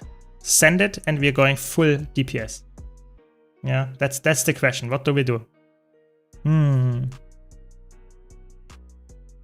Hard to know. Hard to know. I don't know how much damage you get here. I actually have not done as much Quickplay as I probably should have. Okay, they're going in. Let's try it with the DPS relic and see how it goes from there. Let's see. Is Catalyst still good as a quick DPS? Yes, it is. It's not like the absolute like king of quick DPS, but it's a really like good one.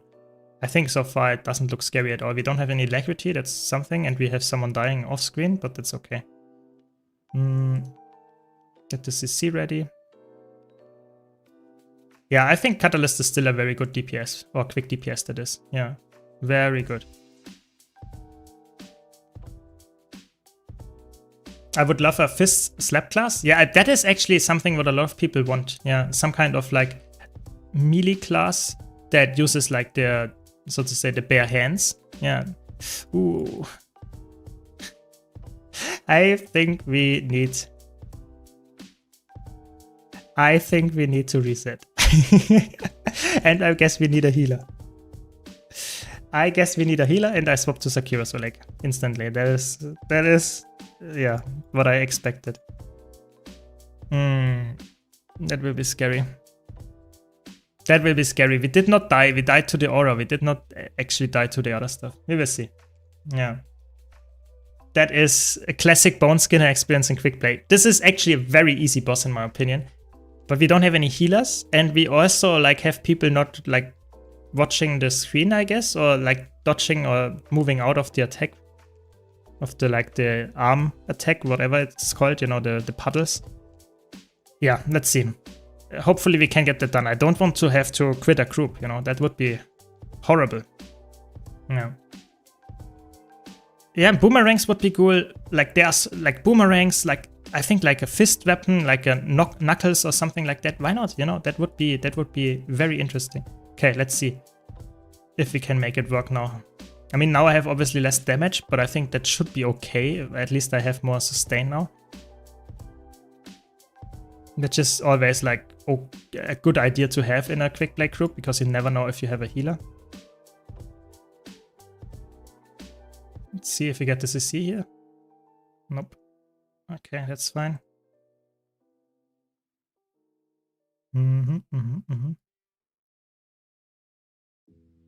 Let's see. Very good, very good.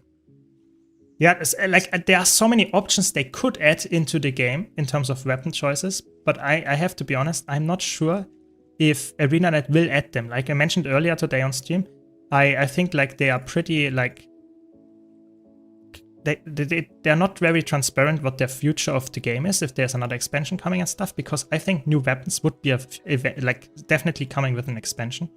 And if they have not even talked about it yet, I don't want to speculate that we get a new weapon or something like this very soon, yeah. Even with Sakura's Relic, I'm a bit like struggling here, like that's crazy.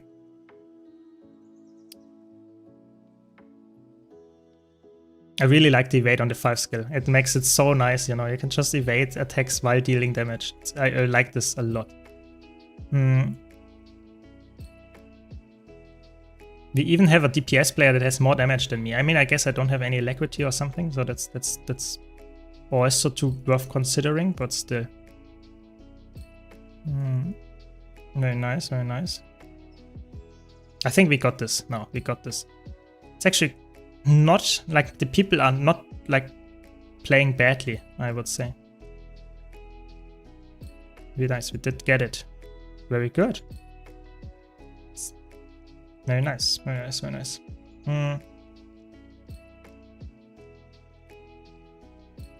I'd rather failing demos a couple of times than winning than do quick play raids. That is fair. You know, this was just a sub goal of mine. That's why we are going for doing the raid quick play here. But I have to be honest. I don't do raid quick play every week. It is really, it's just I do it on stream for the fun and the chaos. But I'm as a veteran, I just don't have any like real reason to say you have to play great quick play. Yeah, sure, you get like 6 more LI or something like this per week, but like that is not that bad. Yeah, it's really not too bad. It's more about the fun here, and I think for new players to learn the raid encounters to get a little bit easier to see how they work. But like I said, it's a bit sad that there are not like actual raids in there, like Veil Guardian or like I don't know, Samarok, something that makes players a bit more like aware of actual raids mechanics existing and not only the somewhat easy like old strike missions, how are they called now, raid encounters, whatever you want to call them. Yeah, it's a bit sad. Hopefully they expand this feature at some point. Yeah. Do you watch any TV shows? Yeah, I do. I watch actually a decent amount of TV shows when I have time for it, of course. But I have to be honest, like it heavily depends. Right now, I don't have that many TV shows that I can watch that I'm actually that interested in. Like I watched in the past a lot of science fiction TV shows and stuff like that, and I really enjoyed it. But right now, I don't know. If you have any recommendations, let me know. But it's just not as, I don't know. I don't have anything that is like really hooking me right now with the TV shows. And I have a lot of CC here as well. That's good. Very good. Look at the CC is like, I did almost everything here with the CC. Okay. Good to know. It's fine. It's fine. I mean, this is essentially in quick play. It's just a time gate. It just takes a while. Because you cannot die here, like essentially because you can get revived all the time. And the one-shot laser is not really one-shotting. So, I don't know. Not a big deal. Okay, how far are we? Like, we have 5 done, so halfway through. Okay, not bad so far. Only 3 old lines called, no Kaineng Overlook. So let's see if we get, if we will get some crazy other things in the future. But for now, it looks actually pretty decent.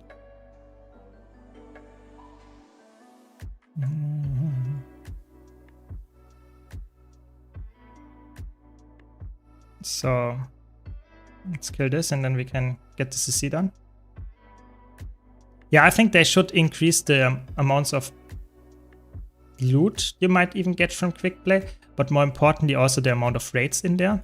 And I think that would already help a decent chunk to get more players into it if the rewards are better and they are like also the chances of getting an encounter that is like very long and tedious is worse or smaller. That would be, in my opinion, a good option to handle that. But who knows? Like they didn't iterate at all on the fractal quick play, and they did not change anything with the raid quick play in like ever. So I'm not sure if they will do that in the future, but I hope they do. I really hope.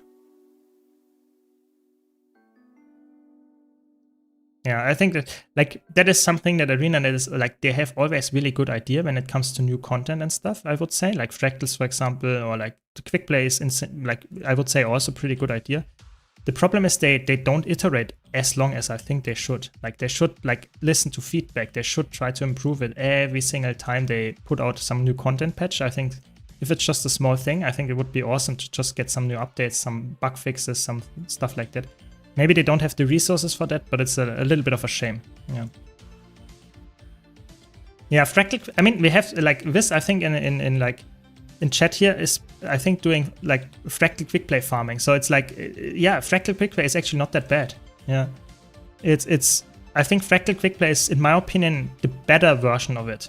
Like, that might be a hot take, but I think Fractal Quickplay is actually pretty decent. Like, I would say there are not that many things that I would say they need to improve with Fractal Quickplay specifically. I think Raid Quickplay is way more, yeah, needs way more things to be changed or fixed, yeah. But Fractal Quickplay is actually pretty good, pretty decent, yeah. Rewards are horrible, that's why I barely played it. Yeah, exactly, like the rewards for Raid Quickplay are just like, yeah, 6 LI for playing like 10 raid encounters and some magnetite shards, yeah. So, yeah, I mean, even like new players typically don't need to do that. Like, yes, sure, but you don't even need to do it as a new player. I don't know, I feel like increasing the rewards drastically would probably make veterans come into it as well. And if you then also do some improvements to the bugs or maybe add even more like actual raid encounters, that would be like probably good enough already to get people into it, at least in my opinion. Yeah. If it's in the game for 2+ months, it's less likely to get an update. Yeah, I think it's not even 2+ months. I want to be like very blunt here. I think ArenaNet has, I'm not sure if that's an actual policy, but they tend to do it in a way that when you are having an update, they will fix the bugs for it in the next 2 weeks. And if the update is older than 2 weeks, then they are typically not trying to fix any bugs anymore. I think it's really like 2 weeks is like, maybe you are generous with 2 months, but I think 2 weeks is probably more realistic. Like if the update is out 2 weeks, then you typically don't see that many like changes anymore. That's crazy, but I think that's how I feel like it is. Okay, so 4 more to go. See what we get now. What website to use for PvP builds? Got any to recommend? I don't know. PvP builds is a bit like, I don't have any really good ones. Like you can of course always go to Meta Battle, Hardstuck, and all the other build websites. And I think like even Snowcross has a PvP section now, but they are not always the most up-to-date one necessarily. And sometimes you just don't have all the builds there. I don't know. For me personally, I think it's like PvP is a niche game mode, and they are like, you see that with the updates of like websites and stuff. So maybe in the future I can tell you more about that if I have some other websites that you can see that I have there. But I think for PvP, not really. Like you can check out my YouTube channel for some PvP guilds in general, but I don't know. Sorry, maybe someone in chat knows. Why wouldn't you be able to use pistol or fend for Necromancer? I don't know, Yusuf. That's a good question, but that goes for a lot of other weapons, you know. I guess that's just the balancing. Yeah. I really like Raid Quickplay. Usually at the end of my gaming day, I do 1, 2, 3 quick plays. That's nice. I mean, good to know, you know, that there are some people that actually enjoy it. I think that's really fun. Wait, I'm ready. Very good. Yeah, I really hope it's not the case with the bug fixes. It's just what I noticed over like playing over a decade in Guild Wars 2, that ArenaNet is like somewhat hesitant to fix bugs that are like for content that is somewhat older than the like 2 weeks threshold. It's a bit sad, but that's what I noticed, yeah. How to keep up as a platinum player? I guess you just watch the monthly ATs and check out what the builds are. That's typically what you do, like if you want to get the best in slot builds. But like I said, I have on my YouTube channel always like, I cover every monthly AT, at least I try to, and give you the updated builds that the players played. So that should, and show them and explain them. So that should probably be the best resource that you can get. Sorry for the self-advertisement, but that is something that always keeps you updated then. Other than that, I would say like Guild Wars 2 PvP is not as strict, you know. You can like get rank 1 with playing a core class even. You don't have to play a meta build.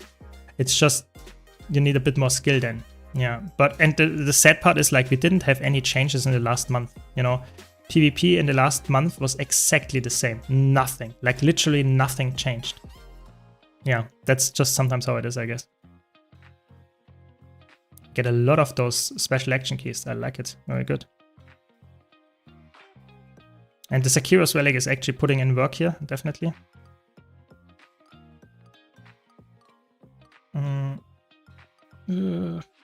Nice, very good.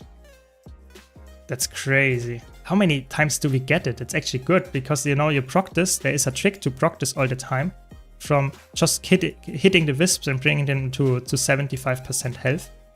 But apparently they do it here like passively, our people, because that's really cool. So if you get the wisps that are at 100% to 75%, you actually get the special action key. So you can like essentially chain the special action key like forever.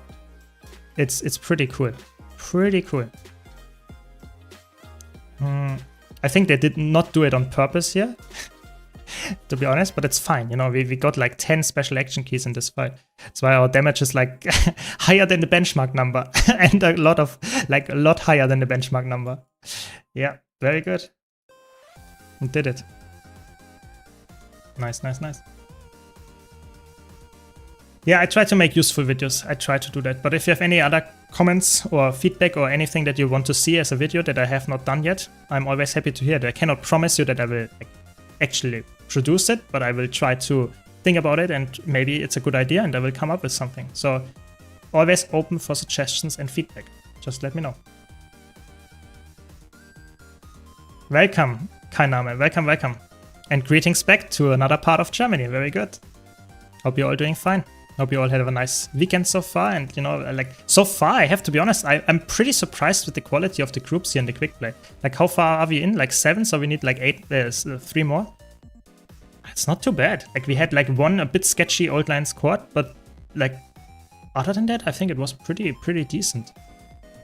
Yeah, let's see what we get. Like, maybe Canning Overlook, and the next half an hour is like in Canning Overlook. Yeah, we had like way back when it came out, I played a healer in Raid Quickplay and we had like 3 or 4 healers. Nice. We have 4 old line squad now. Let's see how many more we get.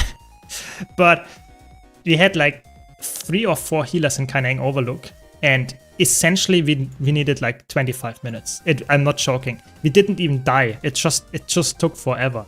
It was really bad. And I hope we don't have that, because, you know, the rule is I play DPS. The rule is I am not allowed to have any friends with me.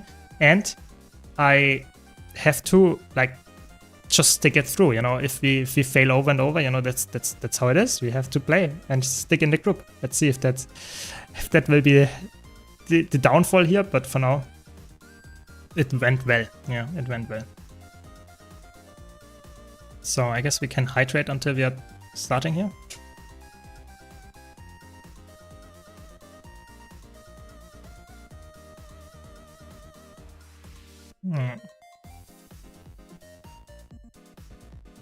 Very good. What's the goal with this challenge? It's not really a goal that I have. It's just like, it was a sub goal of mine a while back, and I reached it recently, so I just wanted to do it. You know, I wanted to have some fun while playing like Quickplay and stream it. And sometimes it gets very chaotic, and I think that's, for you as the viewers, pretty fun to watch oftentimes. Just seeing someone that is like, yeah, like sweating because of its teammates. So you will see. We will see, but for now the goal is just completing 10 raid quick plays with full DPS and no friends, and hopefully never needing to quit any group. We will see if that works. For now, we didn't have any big issues, but like I said, this is the 4th old line squad in 8 quick plays. So 50% old line squad rate so far. So not too bad, not too bad if you're an old line squad enjoyer. And you never know, you know, there might be someone's like CCing at the last 20% and we all wipe and we have to restart. That could be a bit painful. So far, it looks very good. Yeah, very good. Welcome to the stream. The problem is that you can't swap characters. Exactly. I think that is for me somewhat frustrating. That I like to play different characters. You know, sometimes, for example, Old Line Squad, Mechanist is really good. And then for other fights, Reaper is just straight up better because you have more healing and more damage output. So that is something that I would be really like happy with if they would allow us to swap characters, but I think that is just a technical limitation that they put us in a group and instantly into the instance. I guess normal instances you can swap as well. I don't know. I'm not sure why this is not working, but I guess they have a reason for it. Yeah. But you're always like being stuck on the class makes you a little bit less flexible. But I think it's fine because you can still swap builds beforehand. So for example, if I play Mesmer, I can play heal Troubadour, and I can also play like full DPS if I wanted to. So that's fine. I think it's for some classes it's worse than others, but I think it's still you can manage if you play multiple builds. We have to be a bit careful here. Don't want to CC here. Always a bit scared. Yeah, that's what I meant. So how many people died here? Like, that's why yeah, shift signet, you know, shift signet is like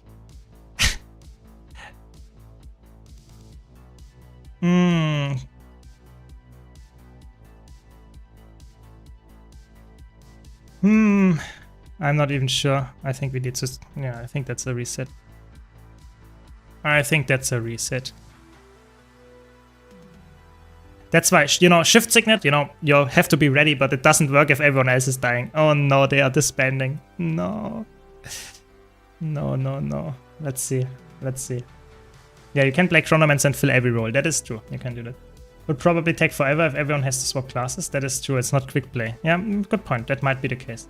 I discovered your channel about a week ago, and in the past week I watched 30+ hours worth of your streams while I'm playing Guild Wars 2. Nice.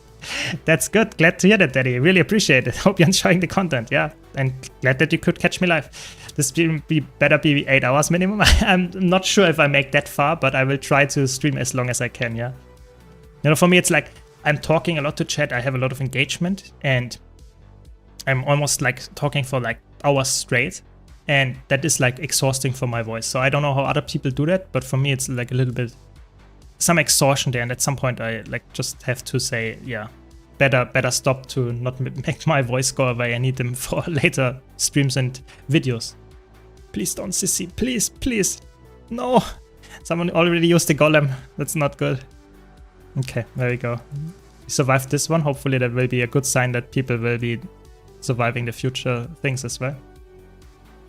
I love using shift signet on Matthias with the fountains. Yeah, I think shift signet is like such a good like skill. Like, to be honest, that is the main reason why I enjoy Mechanist, is that I run shift signet. I think Mechanist for me as a pet class is very annoying. I'm not the biggest mech enjoyer, and especially pet classes in Guild Wars 2 I think are also not insanely fun because the AI is just stupid a lot of times. But for Mechanist, I think it works so well because I have the shift signet as just a best in slot utility tool. It's so good, especially in chaotic fights like this one.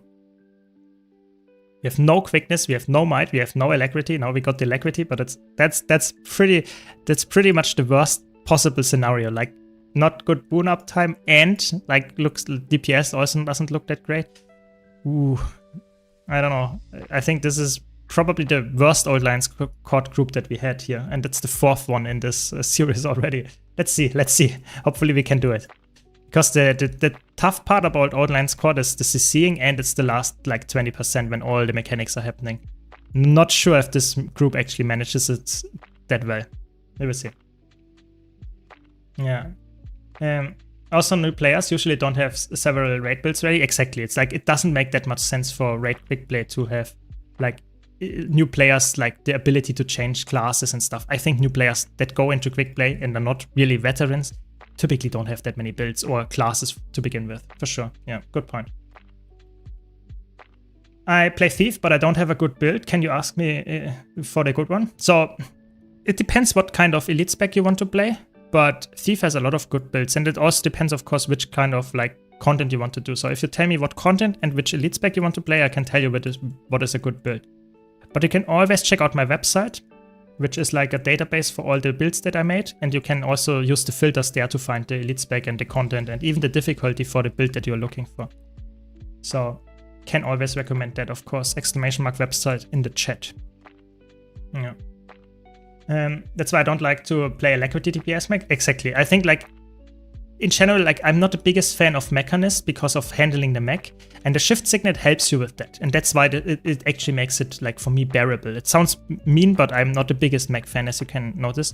But if you play a build where you cannot even use your signets freely, then it gets a bit like sketchy. Then I'm a bit like, okay, this is a bit sad, yeah. So yeah, definitely definitely something to consider. That's why you never see me playing Alacrity Mechanist, like never. I just don't enjoy the playstyle. It's a bit like, it's exactly what I don't like having to take care of something that is like just annoying to take care of in the first place.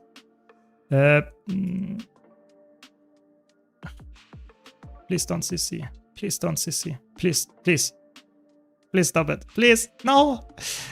Okay. Oh, it is like it's like actually way more exciting than any other content that I do here on stream. It's like, do the people CC or don't? Like, bit scary. Bit scary. Yeah, thanks for posting the website there. Thanks. I put mech on melee, then I don't have to think about it. Yeah, exactly. But the problem is with the autocast, I also have mech on autocast because this is here the low intensity setup and you just have to essentially press 5 buttons. But those attacks have CCs on them. So that means that if you do the CCs and the mech is like trolling you, they might actually like CC this thing, you know, which you don't want to CC. So you have to be really careful if you play mech in this specific encounter, that like you don't want to CC. Not a lot of fights are like that, but the fights that are, you have to be really careful. So,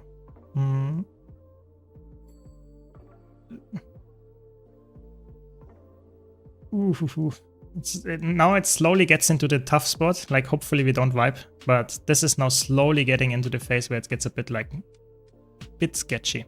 Yeah. I mean, I take it as a comment, Daddy. I take it as a comment. As a compliment, rather. Yeah. Okay, so far, so good. We got the right CCs. And we're at 40%. So, good. Open world, I played Pistol on Deadeye, but I need a new one. If you want to play open world, like on Thief, I think you should give Antiquary a try. I'm really, like, I know a lot of people don't like this, but I think Antiquary is extremely good in open world, like really good. It has good utility, it has good AoE, it has good boons. It's just really, really good. I don't want to get this thing through the whole group, but what can I do? Yeah, now we are slowly getting to this spot where it gets a bit like, I'm not sure. The tanking is a bit like off. Okay, but that's fine. At least we have someone that tanks. That's already like, I'm happy about that. Standing in the red puddle to don't deal that much damage to my allies.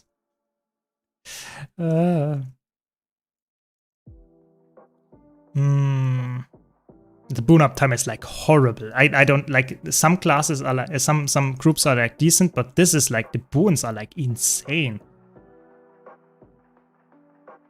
Okay. We concentrate. We got this. Like 20%. Oh my god. I just trust them to not CC here. Okay, that's good. 5%, and then we get the last CC. We have the blue one as well. Okay. The blue one is not that scary, I think. Should I get the rest here? Maybe. But I'm also the tank, which is not ideal, but okay. Lag power mech is easy, just put it on melee. Yeah, I think I'm not saying it's like I'm not saying it's challenging. I'm just saying it's not my type of gameplay. I think it's annoying to handle the mech because it's essentially giving you one button that provides alacrity.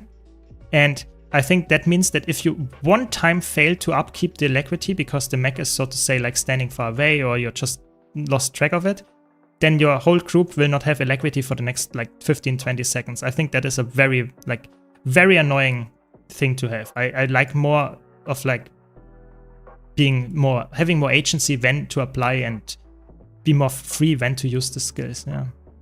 Okay, so blue one. I will answer your question in a second, Rybart. Yeah. So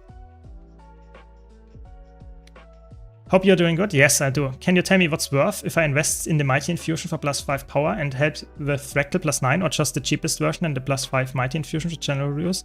So I would say if you play a lot of Fractals, it's worth it to get the Agony Infusions and the Power Infusions, but they are pretty expensive. Like even the cheapest ones are like a couple of like dozens of gold. Yeah, so it's not something that I would recommend to most players to get. If you're playing only like Fractals, it can be worthwhile to get for sure, because it's actually like giving you a decent chunk of damage in Fractals. But like I said, I think if you're playing open world or like, even if you're like playing fractals casually, I think just getting the +9 infusions without stats for fractals and getting the like world versus world ones for raids or something, because they give you the stats and you don't need the agony there, is probably your best bet. Hope that answers your question there. Yeah. Yeah, exactly. You have so much CC on your max skill. No. No, not good. Okay, let's see if we can reconnect.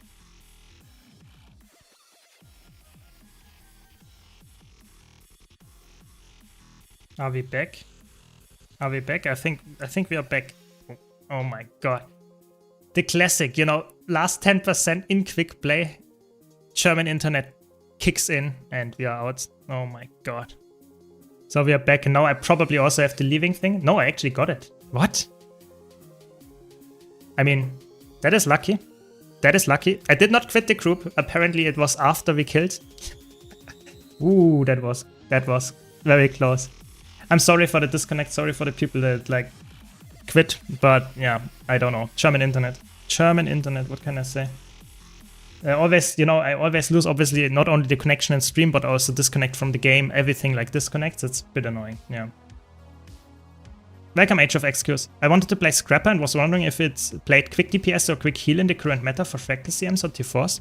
So in Fractals, especially in challenge modes, you play it as a quick DPS or as a full DPS. You don't play it as a healer. As a healer, you can play it in raids and stuff. It's not bad. It's, I would say, like an A-tier healer. But in Fractals, the meta is pretty rigid and you really want to play it as a quick DPS or as a full DPS Scrapper. And it's really good at that, because of the super speed, because of the barrier and the ease of quickness access. I would say, if you like Scrapper, it's a really good pick in Fractals, yeah. And in challenge modes as well. So I hope that answers your question there. 90% of the puck alacrity mech players keep really bad alacrity uptime because of the reason. Exactly. Yeah, I'm not saying, I don't want to flame anybody that plays alacrity mechanist, because I think it can work and it's actually also easy to play. The problem is that people always think, oh, I'm just pressing this button and it gives alacrity to my group. But that's not the case. You get alacrity around the mech. So that means if the mech is out of position, if your group is out of position, or if you are out of position, whatever you want to like see it as, it's not good. Like the mechanist gives so much, like the mech itself gives so much alacrity in one single burst, so to say, that if you fail once, if like the group is out of position, whatever happens, yeah, then you have the next 20-30 seconds no alacrity, and the uptime is like not there anymore. And that's the problem. And I hate that. I hate that when that happens to me if I play DPS and someone else is playing alacrity DPS mech. I hate that when it happens. That's why I don't want to do it myself, and I just don't enjoy taking care of, so to say, this mini game of like tracking your mech. You know, I just don't like it. But I guess that's like, elite specs are different. You know, some elite specs are appealing to other players, whereas some might be hated by the same player. So I think that's fine. It's just something that you have to be aware of as a mech player, that you should try to keep track of it. Yeah. Yeah, in the same group. Nice, very good. Now you can carry me. That is obviously also allowed. You know, in the challenge, I cannot like say I will not be able to. If someone just randomly queues up with me, I mean that is just what happened then. Yeah. But this is just random. Quickplay. I think it's like was pretty one-sided. We got like 2 Whisper of Chormek, we got like 2 Bone Skinners, and we got like 4 Old Lines Court, and 1 Aetherblade Hideout. So it's like we did not even get half of the Quickplay things. Let's see. Do we do a ready check? Let's see. Open world PvE build. I mean, that's fine. You know, that's fine. That's fine. The important part is that you don't die. That's I think if you're in Quickplay, just don't die. That's like, I don't care if you're playing a full-fledged meta build, you know, just don't die. I think it's interesting how armor classes in this game don't matter. For example, a Guardian has less base health than a Mesmer. That is correct, yes. Guardian and Elementalist have the lowest base health together with Thief, I think. But, and that's the important part to mention, base health is not about the armor. The armor itself gives you defense. So I have, for example, I can showcase this. Here I'm on a medium armor class, and I have 1000 toughness. And that's the same for Mesmer, that's the same for every other class has 1000 base armor, but the base toughness. But the armor is higher for medium armor classes than it is for light armor classes, and it's lower than for heavy armor classes.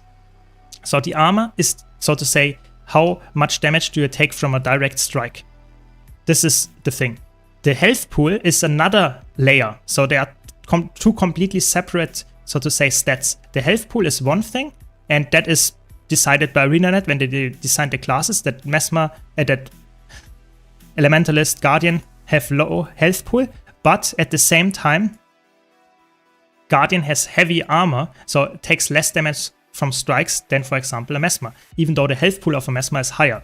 So they're like two things like interconnected there, and that makes, on average, Elementalist the weakest, the so to say, the squishiest class, because it has a light armor, takes the most damage from direct strikes, and has the lowest health pool. So Guardian is actually pretty tanky compared to an Elementalist, even though they have a low health pool. Hopefully that makes sense, but it's just like a relic of the past. Nowadays it does not really matter all too much, I would say. Welcome Tasha, welcome. Yeah, I mean this is a pretty good showcase of Alacrity mech whites, power mech whites. So good. Just press some buttons of cooldown and you'll be top DPS. Yeah. No, it's actually it's a bit weird in Guild Wars. No one explains it, and that's one of the criticisms that I have all the time about the game, is that the new player does not know about that, and no one tells you about it. And I think it's completely fine, and that's why I want to tell you that.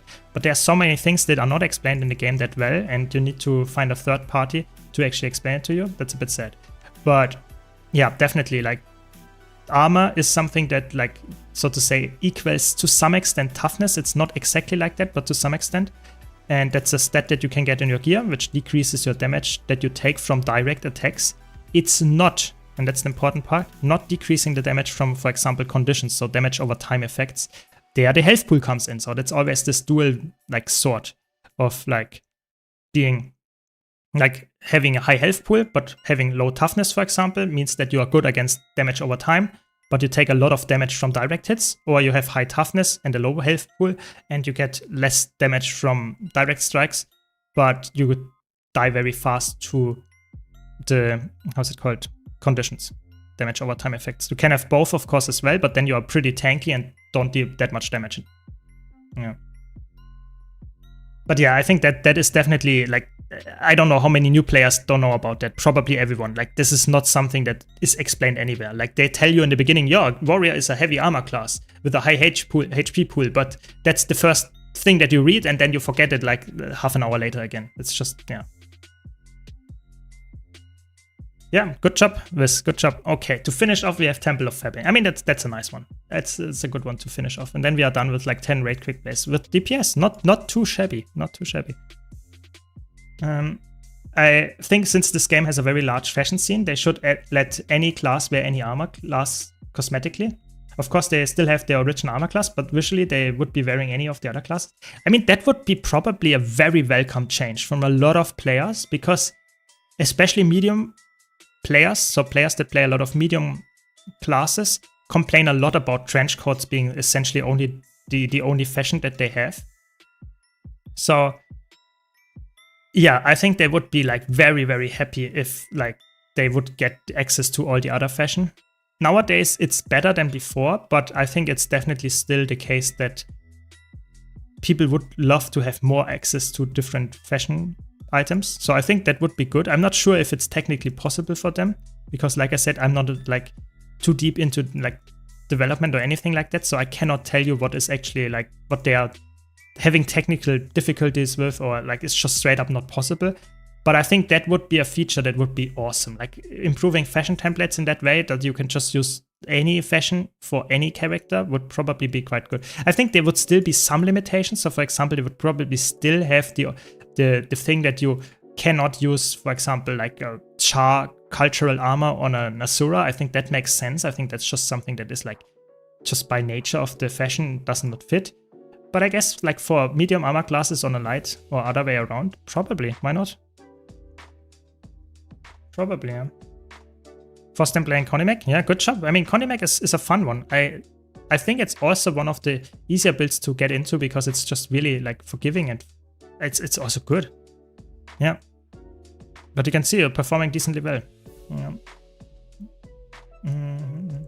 Someone made an add-on that swapped textures and it worked, so it is technically possible. Okay, I guess that's then proven. But like I said, I'm not sure how Reunited handles things and if they like willing to do stuff like that, or if they are just currently focusing on new content rather than making fashion. But I think people would really love that. Like, so I think that would probably be a big payoff for them if they would introduce something like that. But I think the same goes, for example, for dyeable like weapons or something like that. There are so many fashion related things that they could add to the game. I'm not sure if it's hard for them or not. But if they would add them, I'm pretty sure like a lot of people would engage with that. Like a lot. Yeah. I have to be careful, I cannot collect more of the orbs, otherwise I'll just die. We will get it in Guild Wars 3. I mean, maybe you know more than I do, but I hope so. I hope so, yeah. Yeah, it's a bit sad, no alacrity, but it's fine. It's fine. Because it's clear they don't invest much in Guild Wars 2 nowadays. I think we go for this one. Okay, I guess they want to go for Envy first. It's fine. It doesn't really matter. I don't know. The group decided to go there. I guess that's fine. Yeah, I think the resources they put on Guild Wars 2 are definitely lower than they were before. But I think it's still like pretty, like you can see the last patch is pretty big, or at least that's what they announced with Visions of Eternity. So I will give you my final judgment how many resources they have on the game when I see the final patch. You know, if the final patch lives up to what they announced, I think it's actually like pretty like much the expansion with the most content when it comes to like Visions of Eternity compared to Soto and Chanter Wilds. Of course, not compared to like the older expansions, but to the yearly expansions. I think that's actually pretty the best expansion. But yeah, we will have to see. I will give you my final judgment on the resources that Arena actually wants to put in the game when I see everything about this content. Yeah. Actually pressing a few buttons and being top DPS. Life of Meganshire. Yeah, I mean, that's how it is. I'm really sorry, you know. If you play like Viva, oh my god, that was a lot of damage. Or any like build that like Mirage or whatever you want to play, sure, you can play it and have fun. But if you see this performance, you know, then you notice, why would I even pick something else, you know? It doesn't really matter at all. I mean, that's a bit scary with the 16 stacks here. A bit scary, I have to be honest. We might actually get hit a lot by those damaging attacks. We don't have to, yeah, exactly. That's what I feared, you know. I cannot like avoid this. We need protection for that, and we need to not get more stacks to the boss. So hopefully that will work out. Let's see. Dyeable weapons won't happen because it would make some weapon skins useless. Yeah, I think in Guild Wars 2 they don't do it, but like Tasha mentioned, I think for another game, I think that is something they want to introduce again, because that's something that we had in Guild Wars 1. You know, Guild Wars 1 has dyeable weapons, so they just removed it with Guild Wars 2. And I think that is something that can come back. CC, where's my alacrity? Very good, and now we hopefully survive the last few bursts with 21 stacks. That's a lot of stacks. Yeah, Sakura's Relic paying off here. Either way, I'm super happy with how the fashion system is now. Yeah, I think the fashion system is like got improved over the last years a lot, and especially the last patch actually made it quite good. Nice, we did it. Weekly raid Quickplay completed. That was nice, we did it. Very nice. Maybe they could announce the closure of yearly expansion. They could do that. Like I said, I think there will be some announcement at some point when Visions of Eternity is over. Like, at least that's my guess there. Because Vision of Eternity is like coming to an end very soon. And my guess is that then they will tell us what their plans are for the future. But they don't want to tell us beforehand because we might actually not get, for example, we might not buy more of the expansion or something like that. That's my guess here. That's my guess. But who knows? Maybe I'm completely off there. What legendary bosses have you beaten? Legendary bosses, I'm not really sure what you mean with it. Welcome, Haldir, welcome. How high is your blood pressure right now? Actually, in the beginning, I was like really scared, and my blood pressure, or my pulse actually, was pretty high, yeah. I got like 3 times Old Lions Court in a row. That was a bit like scary. I thought like, oh my god, that will be hopefully not going on for the rest of the Raid Quickplay. But for now, like, I'm good with it, you know? It's like, it was very smooth, very smooth. Still don't understand the boss mechanics, but I did that on my main a few times on CM. So if you're talking about Zeros, it's like essentially if you let the orbs in or if you do any mechanics wrong, you give them, like, give the boss stacks and the stacks will just increase the damage it does. That's pretty much it. So it's not too hard actually, the boss. It's just a bit annoying. Yeah. I didn't do any legendary challenge modes. A final of VOE's history with a Guild Wars 3 trailer would be awesome. Yeah, exactly. Like some kind of like big reveal, like Heart of Thorns launched. Probably not a lot of people played back then here in chat, but I did. And like at the end of, I think it was Living World Season 2. So the story comes to an ending and there is a big trailer at the end. Like an in-game actual trailer that tells you, so to say, there will be an expansion and we're going to the heart of Maguma to fight like Mortremoth. That is insane. That was such a good feeling thing. And I really hope that they do that with Visions of Eternity as well. I'm not sure because like if it's really announcing Guild Wars 3 or something, I'm not really sure if that would fit into the game, you know, because like making an announcement for an expansion makes way more sense because it's still the same game. But making an announcement for another game is a bit weird, but I hope there is at least some teaser or something what they are actually working on and what's happening. I really hope so, yeah. But who knows, you know, you never know.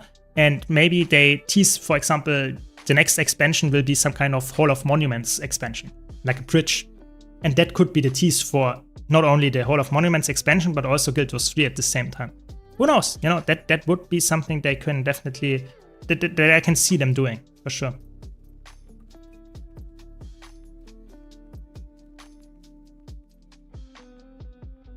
For sure. Have you ever gotten lucky and got a rare drop like the Confetti Infusion or something? So, that's a funny story. I played the game at this point for over 12 years. I think I started in 2013, so like 13 years at this point actually. And I played on and off. Obviously, there were some times where I did not play as much as other times. And I played a lot of like events that actually drop infusions. And some of them I actually would consider I farmed them consistently. I never got a single infusion. Not a single one. Like, I never got any rare infusions from an open world boss or anything like that. The infusions are, like, my account is like cursed, I think. Like, I played so much. I know for a fact that I played a lot because you can obviously check how long you played. And I know people that have like, I don't know, a 10th of my, so to say, time spent in the game and got like multiple infusions already. It's like, I'm not complaining because I have a lot of gold in the game, but if you ask me about my luck in the game, I think it's pretty low. It's like pretty low in terms of like how lucky I am to get something. Yeah, it's just how it is. You can watch my 2000 Blackline key opening where I opened 2000 Blackline chests that I saved like up for and wanted to see the numbers, what you get there. I can tell you, it is not only infusions that I'm unlucky with, yeah. So, yeah, definitely. I think I got one ghostly infusion. Like, that is what I got, yeah. One ghostly infusion, yeah. So, obviously, you're right, that could be considered a rare drop, but it's 50 gold. So I think that's not too much, yeah. I got a pristine Dragon Eye drop this week. Nice, congrats, Lurks. Congrats. Gonna hang on to it, link it repeatedly. Nice, that's good. That's good. That's how you do it. But I mean, that's fine, you know. I think I'm not even envious or anything. I think that's everyone that is their own like account, and if you find it like very good, congrats to you. It's just very interesting to me that like I never got anything like at all. Like I think it was like a couple of like 3 months ago or something. I played a bit of World vs. World. And I randomly got a precursor drop. And I thought like, oh my god, I got a precursor from an enemy in World vs. World, you know? Then I checked the trading post, and I'm not like jesting here. I'm not joking. The precursor that I got I don't even know how it's called anymore. I think it was like 3 gold. You know, I was so happy that I got a precursor, because back in the old days, it was like, nice, I finally got a precursor or something. It is a really good like item. And now it's like, yeah, who cares? It's actually essentially no gold. It's crazy. It's absolutely insane. I was actually, yeah, I don't know. Yeah, I think if you compare myself to other content creators, Daddy, it's actually, I'm not that high. I think I have like very high account value for what I have, because I spent most of my time making money in this game. You know, I'm like in the top 100 when it comes to gold value of the account or something like that. But in terms of playtime, I'm for a content creator actually pretty, like, I'm still like insanely high, but for a content creator, it's not that high even. Like I have 14k hours, I think you can check it here. Yeah, so you can see 14.4k hours. So still incredibly high, but for a content creator, not as high. You can see like T-Potter is way more and like the others as well. Yeah. I recently got a Chug Infusion after 9 months of playing. Nice. Congrats, that's good. I like it if new players or semi-new players get like big gold influx. That's cool. I like that. Very nice. Yeah. Will Tyrians remember when Dawn was 500 gold? Exactly. You know, that was the time that I remember where I obviously never get a precursor back then, but that was the time that I remember like farming dungeons to get the precursor gold to buy like for 500 gold the Dawn or like the Twilight or like the Dusk for it. That was like, that is the time I remember. But yeah, a bit sad. Bit sad that this is not the case anymore. Yeah. What would you say is worth crafting as a mesmer? Shield or focus? I think it depends a bit what you want to play as a content. Like if you play, I would say both of them, especially if you play support Chronomancer, are insanely good, because sometimes pulls are really good in some raids. In some other encounters, it's better to have a shield. I would say if you play more aggressive builds, focus is better. If you play supportive builds, shield is better. Because if you play a tank or something like that, then going for a shield is insanely good. I don't know. I think it depends a bit on the content and build that you are playing. So we are going for Troubadour, a little bit of Troubadour action. And where is it? What do we want? Guess we're going for this one. But yeah, I think that's a good point that someone said earlier, that like back then, precursors were really exciting to get, like really fun. I think it was a good system. But over the course of time, with the introduction of the legendary starter kits, or just the economy in general changing of like how people acquired a lot of legendaries, and you just nowadays have a lot of other options. You don't need to go for Twilight or how's it called, Sunrise for example, for any of the greatswords. You can go for like generation 3 greatsword or generation 2. So oftentimes it's not as important to get a precursor anymore, and that makes it, devalues it like insanely hard. And I think Tasha is actually correct. I think the loot in Guild Wars 2 is one of the things that is a bit, at least in more modern loot, is not very like well designed in that regard. It's well designed economically, so it's like pretty stable, the economy and stuff. But why can I not shine Shiverpeak Parks? Okay, I guess it just doesn't show up for me. Okay. Yeah, so the loot is not insanely well designed because it's not fun to get the loot, you know? Or it's not as fun as it could be. So it would be very, very cool if you like do a certain raid boss or certain like whatever you do, and you have a chance of getting something that is more exciting than just the random loot or the pretty trash loot that you get all the time and that sums up over time to get enough gold. I think it would be more exciting to have more dopamine hits, you know? I think other games, even other MMOs, do that way, way better. Like, obviously we're not playing a loot shooter, or we're not playing like Path of Exile where you have like loot drops every second, but I still think it could be improved. I really think so. Nice, congrats Tasha that you did Aurora. That's good, very good. So what do we need here? I have to concentrate here, like stability. No, it's fine. Let's do just the normal setup. Very good, very good.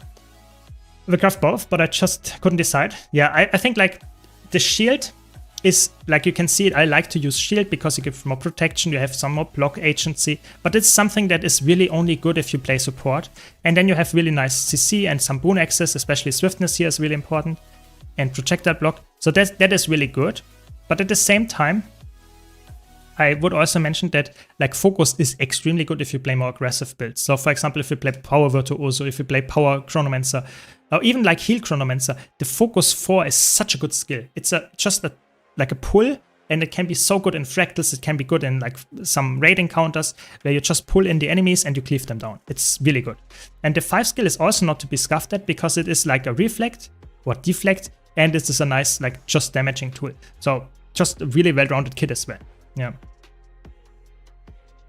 Exactly. You get so much unidentified gear, which is, like I said, unidentified gear is a very well thought out economic tool to balance the economy.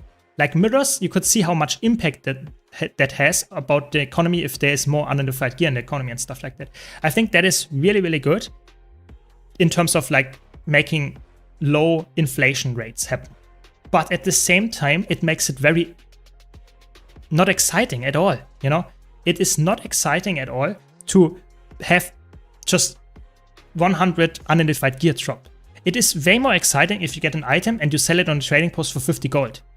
And you sometimes get that item and sometimes you don't. Maybe you get even a bigger ticket item for 1000 gold every couple of runs. And that is the main chunk of your gold influx. That's way more exciting, but it's way harder to balance. And that's why we don't have it. But maybe in the future, like you could see that with the mount skin drop. I think that is already a decent idea. Maybe more of that in the future, hopefully. My rarest drop ever is getting Savage Excellence 3 times. I mean, better than nothing, I guess. Better than nothing. Why do you speak as if on the behalf of the community, as if it was a common desire to play Guild Wars 3? So I think you misunderstood me there. I would not say that I speak on terms of the community. I speak always in terms of what I think, yeah. But at the same time, you have to understand that just because you are in a certain bubble does not necessarily mean that that is the whole community. And the most important part, when we're already talking about Guild Wars 3, so we always end up here at some point in the stream, and I like to talk about it. So I think the most important part to understand about Guild Wars 3 is ArenaNet is not making Guild Wars 3 for the current Guild Wars 2 players. Yeah, like that is the statement. They don't care about the Guild Wars 2 players in terms of if they play Guild Wars 3 or not. They are looking to get a new audience. And I'm not talking about just some random audience. They're talking about like, I don't know, 10 times the amount of players that they have with Guild Wars 2 by going for a different audience. So if you don't like playing Guild Wars 3, and that is completely fine at that, because Guild Wars 2 will not die because Guild Wars 3 come out. So then that's completely fine, and no one cares. Like or like ArenaNet doesn't care at least. They are happy with you continuously playing Guild Wars 2, but they still want to make more money, and making a new game makes more money and also gives like a completely new audience target group for the game. So I think that's the point. And I think there are a lot of players in Guild Wars 2 that want to play Guild Wars 3. It's just not necessarily your bubble. Yeah. I like how this game creates class fantasies that nobody has ever thought of. I don't think anyone thought a caster class like Mesmer would be able to use a shield. Yeah, I really liked it as well. And I hope they continue to do so with any future games or any future franchise they want to do. That it's always about like creating something interesting and new, some cool class fantasy that doesn't really exist and you still like it a lot, yeah. Yeah. But yeah, I think it's like, in my opinion, if they come up and announce Guild Wars 3, that they are working on it this year, I will not be shot. Thanks, Shadens. Really appreciate it. Thanks a lot for the sub. Yeah, I'm doing great today. Yeah, it was a fun day so far. Hope you're enjoying the stream. Thanks for your support. So yeah, I think Guild Wars 3 will be not necessarily completely different from Guild Wars 2, but it will be different enough so that players that actually don't like Guild Wars 2 will have a chance of liking Guild Wars 3. And that's the important part to mention here. That is the very important part to mention here. That you might not like Guild Wars 3 and you can still play Guild Wars 2 because it still continues to like being updated after. I would be very surprised if that's not the case. But they don't really care if you play Guild Wars 2 or Guild Wars 3 at this point. That is the important part to mention. They just want to have you any game that is good, so to say, for them to be like played by any players. That's the important part. What's the actual most polyvalent and good healer at Guild Wars to PvE in general, it's Chronomancer. Because Chronomancer can fill Alacrity heal and Quickness heal, and has a lot of utility tools. So that's probably your best bet. If you want to have, like, don't care about swapping Alacrity and Quickness all the time, then your Troubadour, like I'm playing currently, is really good. You can play, like, Paragon is good. Like, essentially every class has one spec that is really good. Spectre is really good. What else is, like Tempest is pretty solid as well. Like, every class has at least one elite spec that is really good at healing. But if you look at the most versatile one, it's Chronomancer. Like, probably no one would say anything different, because you have good utility while also having Alacrity or Quickness access. Yeah. Exactly, like the Guild Wars 1 and Guild Wars 2 situation. Both games run in tandem, and they are somewhat similar, but somewhat different as well. And I think that will be the same for Guild Wars 3. Yeah.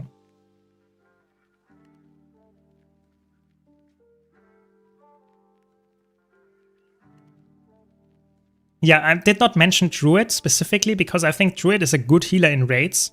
But if you want to play Fractals or Open World, I think Druid is, like, not that good.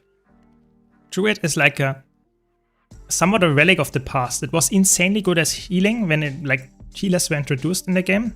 But nowadays we have so many other more flexible healers that Druid is just a little bit like, you can play it, but it's more in raids, and even there it's not as good as, for example, Chronomancer or Troubadour, in my opinion. Like, you will not see a lot of tryhard groups running a Druid if you don't need any kiting or something. It's just really good at some certain, I don't know, certain situations, not all the time. Hope that makes sense. Yeah, Revenants are not good for healing. That is probably one of the only classes. The best healer probably is like Conduit, healing Quickness Conduit, but even that is not like, I would not recommend it if you have other classes available. Yeah. Tempest or Cutter for Quickness. So, like, I mean, I mean, obviously Catalyst is for Quickness the only option, but I mean, if you want to go into Quickplay, I would probably go for Catalyst. Nice way to do the bears. I mean, that's the classic way nowadays, I think. Yeah. Rotation for Alacrity DPS and Quick DPS Chronomancer is the same. Yes, you just change one trait. That is the cool part about Chronomancer. It does not matter about, like, which boon you provide. It's healing, like full DPS, like the Alacrity or Quickness DPS version. They use the same setup, the same gear. Everything is the same. It's just one trait that changes, which is really nice and makes it very convenient. I think the hardest part about Chronomancer, if you get accustomed to the rotation, is actually remembering to swap the traits if necessary. I'm not joking. This is the hardest part, because it's sometimes you see your own Chronomancer and you think, yeah, play it now, Quickness, and then you forgot. Then you forgot that to swap to Quickness and you were on Alacrity. That happens like all the time. At least to me, it happens. So that is some of the hardest aspects of it. Heart of Thorn Cells are so much easier than Part of Fire Raids? Yes, they are. Yes, they are. Condit Druid in open world is very fun. Yes, I'm not saying it's bad. I'm just saying it's not as good as some other classes, and I think Condit Druid is probably a better choice than Heal Druid for sure in open world. Like, would not do that. Yeah. Even DPS is almost the same if you do the same rotation. Yeah, true. If you have one character with healer and boon DPS armor, you can do a Quickness or Alacrity or boon DPS. It's really cool to have all in one character. That is true, and that's why I think, like, that's true. You can technically, Chronomancer is not the only class that can do that. You can also do it on Evoker, funnily enough. Evoker is also possible to be played as Alacrity heal, Alacrity DPS, Quickness DPS, and you could technically also play Quickness heal on Evoker. It's obviously almost like borderline griefing, but it's possible. Yeah, which is quite fun to mention here. Yeah. Is Chrono easier to learn than Virtuoso? No, I think Virtuoso is easier. Virtuoso is, so to say, the easiest Mesmer spec, I would say. Chronomancer is a bit, I'm not saying it's challenging, but it's a bit more like you have to understand a bit more of how it works and the mechanics of it before it gets actually really good. Virtuoso is like, especially if you play Conde Virtuoso, it's extremely easy, and even Power Virtuoso is not that hard. I mistimed it. It's too bad. It did get it anyway. Very good. Good pull. I like it. That's a nice group. So you see, that's how a Bone Skinner should be. That's why Quickplay is a bit sketchy sometimes. Yeah. I always try to ping the trader I'm playing as a Boon Chronomancer. That is a good thing. I should remember that. That's actually a really good thing to do. Yeah, for sure. Because that actually enables you to always see what you are actually, what you're up to, you know, so that the other people can adjust, or that you actually see, oh, that's actually not what I should be doing. That's good. Should remember that one. Yeah, I mean, yeah, I think I would not play, like, if I ever see an quickness heal evoker, I would probably consider this like someone is trolling, because this is like a build that you should not play, but it's possible. So I would rather see a quickness heal cutter, because a lot of people underestimate quickness heal cutter. It's really good. It's one of the only healers in the game that can heal and give quickness essentially from 1200 range, or 900 range at least. It's really underrated. I'm not saying you should play it in every encounter, because nowadays you always stack most of the time, but in some encounters this can be actually a really cool like mechanic of like standing very far away from your group and still providing all the healing and wounds and stuff. I think that is a very unique selling point. Made a video about it and I was really happy when I could play it back then for the video and get some footage of it. It's good. I can recommend it if you like the gameplay. Chronomancer is my beloved, but Troubadour has much higher healing, so if you play Quick Heal, I usually play Troubadour. Yeah, I think if you have both of them active, or like you have both of the expansions and you have them set up, I would recommend to play Quickness Heal Troubadour and play Alacrity Heal Chronomancer. Chronomancer is, like in most cases, inferior to Troubadour in terms of raw healing and raw support. But when it comes to flexibility, so for example in certain fractals or in certain raid encounters, you just need insane amount of just any flexibility. Chronomancer is better because you can almost double up on it. So you can use essentially like 2 Moas. You can use, if you wanted to, 3 reflects or something like that. And this is something that you can provide, for example, also really good like endurance region and stuff like that. That can be positive for it, but in a lot of cases Troubadour is just better because you don't need the utility and flexibility of Chronomancer, and having more healing, having more barrier, having more stability access, that can all be a bit better and in normal situations. So I would say if you have the choice, Quickness Heal Troubadour is probably, yeah, my top tier healer right now. Yeah. Yeah, heal mech is like, I'm not saying heal mech is actually bad. I made a tier list a while ago about healers in Guild Wars 2, and there I mentioned that like heal mech is one of my least favorite healers, and it's still the case, but I think it's a surprisingly decent build as well. Like I would still put it in A tier if you play it well, because it has good utility and you can use it very well as a kite, because you can provide some alacrity around the mech and not around you, so that can be good. I don't know, I think heal mech is underrated, but I would typically, if I had the option, choose another alacrity healer, typically, because I just tend to see less well-played mechanists than I see, like, I don't know, alacrity heal Chronomancers, for example. Yeah. Quick Heal Deadeye is also funny, technically possible with like grieving build. Yeah, I think like Deadeye and like in general Thief is like they forced a lot of healer builds that are possible technically, but they are just like not at all made the elite specs for it. I think even Antiquary is, in my opinion, not really made for being a healer, but they forced it on it, and it's actually not as grief as heal Quickness Deadeye, but still, I would rather not have an Alacrity heal Deadeye. I would rather have an Alacrity DP, Alacrity heal Spectre. I think that's for me way more like likable. Yeah, exactly. Like Old Land Squad is a good example where Catalyst can be really good. Yeah. Well, actually, Mechanist could be good there as well as a healer, because you can like tank and provide the healing and the boons. Yeah. So there are some rare cases where those ranged healers can be good, but it's sadly not often the case. Yeah.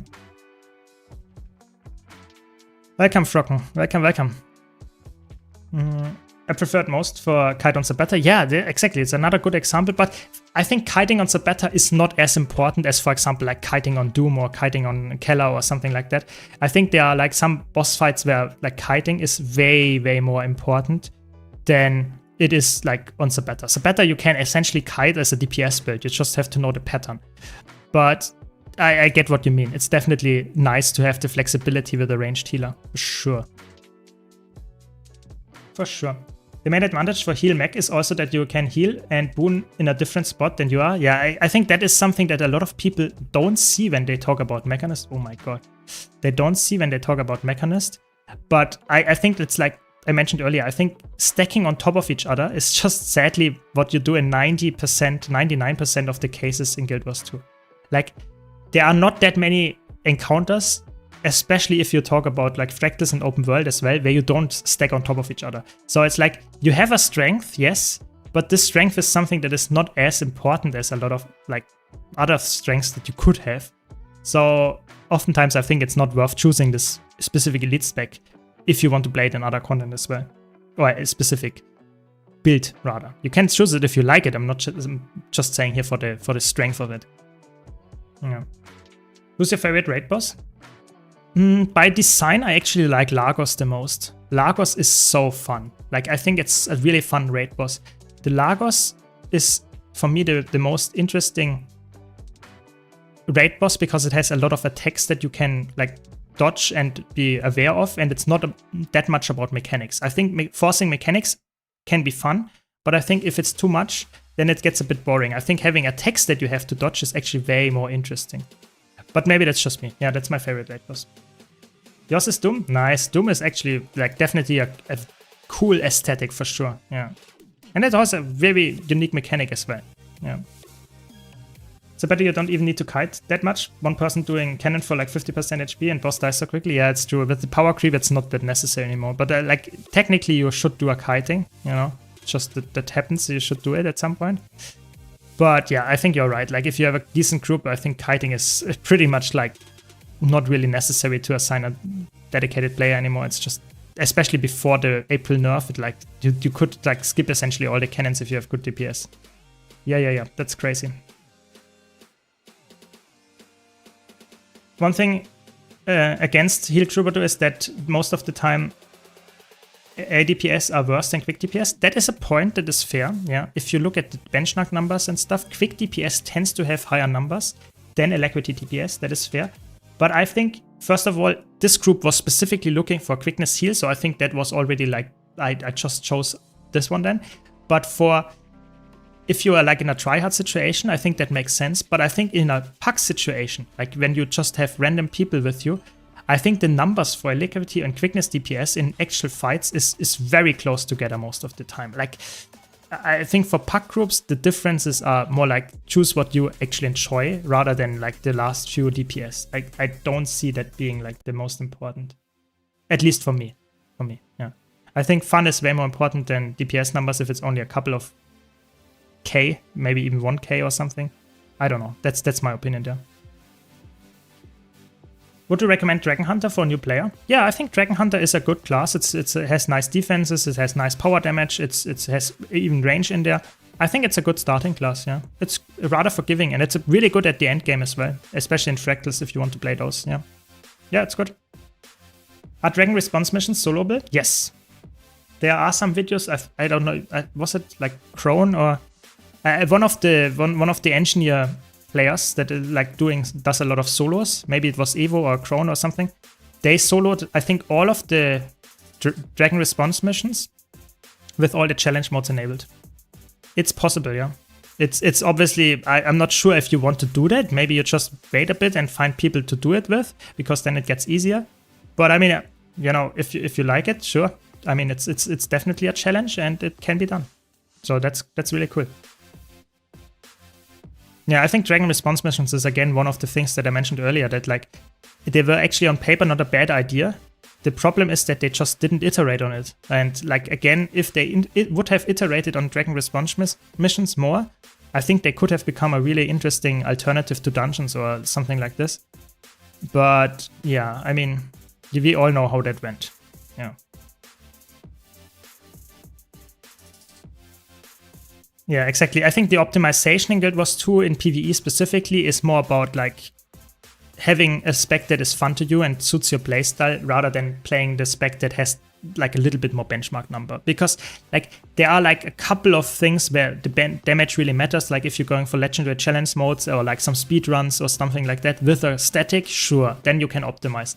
But how many people here in chat actually do that? I think it's really like most people that play Guild Wars 2 play it very casually, jump in a group like I do just by Quickplay or just checking the LFG and joining, and you don't know what you get. Sometimes you get a mech that is top DPS with rifle mech, and sometimes you get a Reaper that is top DPS here, yeah? So it's like, you never know, and I think that's why you should play what you actually enjoy and not care too much about the numbers. Because they are pretty well balanced to begin with as well, yeah. Dragon Beast Swans mission scale with numbers of people now should be one of the easiest of solo content. I'm actually not even sure if they scale. I think some of the parts might scale, but I'm not sure if everything scales. I'm not completely sure. I have not done them in like a long time, so I'm not 100% sure. So where do we go? Okay, I go ice again. Do you think that Troubadour will be nerfed anytime soon? I don't think so. I think in general that they didn't touch healers at all with the April damage DPS nerf. And I think that indicates that they are somewhat okay with how the balance of healers is. Because, you know, that would be the time to nerf stuff. If you nerf the DPS numbers, you can also nerf the healing numbers. But they didn't do it, so I think they are pretty happy with it. Even though, like, I can still say that there are some healers that are better than others, I still think that they are somewhat okay with it. Yeah, I mean, I don't care either way. I think, like, healers in Guild Wars 2 are insanely strong, but I think it's like, I don't really mind having strong healers, you know. I think it's fun. You can carry groups way easier then, so I take it. Yeah. I really don't like the instancing on DRMs. Why can't people hot join? Just instance them as dungeons? Yeah, I think the instancing system that they did with the raids now, with the raid encounters, that is really good. Like, that is really nice, that you can join from everywhere and you can just swap the instances and stuff. If they would introduce that for every single other piece of content, like for dungeons, for fractals, for like even DRMs, you know, I think that would make all the content way better already. I think the system that they have with the raids is insanely good. I really like it. Yeah. Yeah. Exactly, the last heal nerf, and it is actually quote-unquote heal nerf, was the CC to Chronomancer, which is like quite a while back now at this point. Or to not only Chronomancer, but also to Signal of Humility, which is also like a core mesmer. Yeah. If they would nerf the healer CC more, then they could nerf the DPS a bit more, because DPS players would need to bring some CC too. That is true, that will be a consequence of that. I think they are a bit scared because we already have situations where the healers take a lot of CC and still are not able to see CC enough. I think that we might need to teach the community a bit more about CC before they actually nerf CC more, or maybe the other way around, and it teaches itself. But I think CC is definitely something that they could target with healers. But I think they're also like the permanent boon axis. It's also about like permanent like crazy heals and barriers, and while also having like range support in there, while having like really good like access to utilities and keeping up the permanent wounds. I think healers have a lot of targets why you could nerf them easily, but I think they are like pretty okay with it. Otherwise they would have done it already. And that's my thought process there. Welcome Andrew, welcome. I tested Heal Revenant, it's much strange. Yeah, Heal Revenant is weird. I'm trying to come up with some really cool Heal Revenant builds, but I think it's just like a lot of times it's like, it's just weaker. It just is weaker than a lot of other healers. So why would you pick it? It's just, if you like it, sure, go for it. But it's so much bigger that I think there's no reason to ever pick a Heal Herald or Heal Renegade even or something like that. I don't know. Bit sad. What ranger builds can you recommend for raids? I think Quickness Untamed is really good. Quickness DPS Untamed. I think personally, like Druid is good for raids if you want to play a full healer. Quickness DPS Gale Shot is also really good, and of course you can play like, there are so many options. I would personally say if you want to start out raids, I probably would go for Untamed. Untamed is a very safe pick. You can play full DPS, or you can play Quickness, and they are both options are really, really good, and I think that's probably my recommendations for raids if you want to start out with. Yeah. Pretty sure you have to do AMS to max all out the IBS masteries.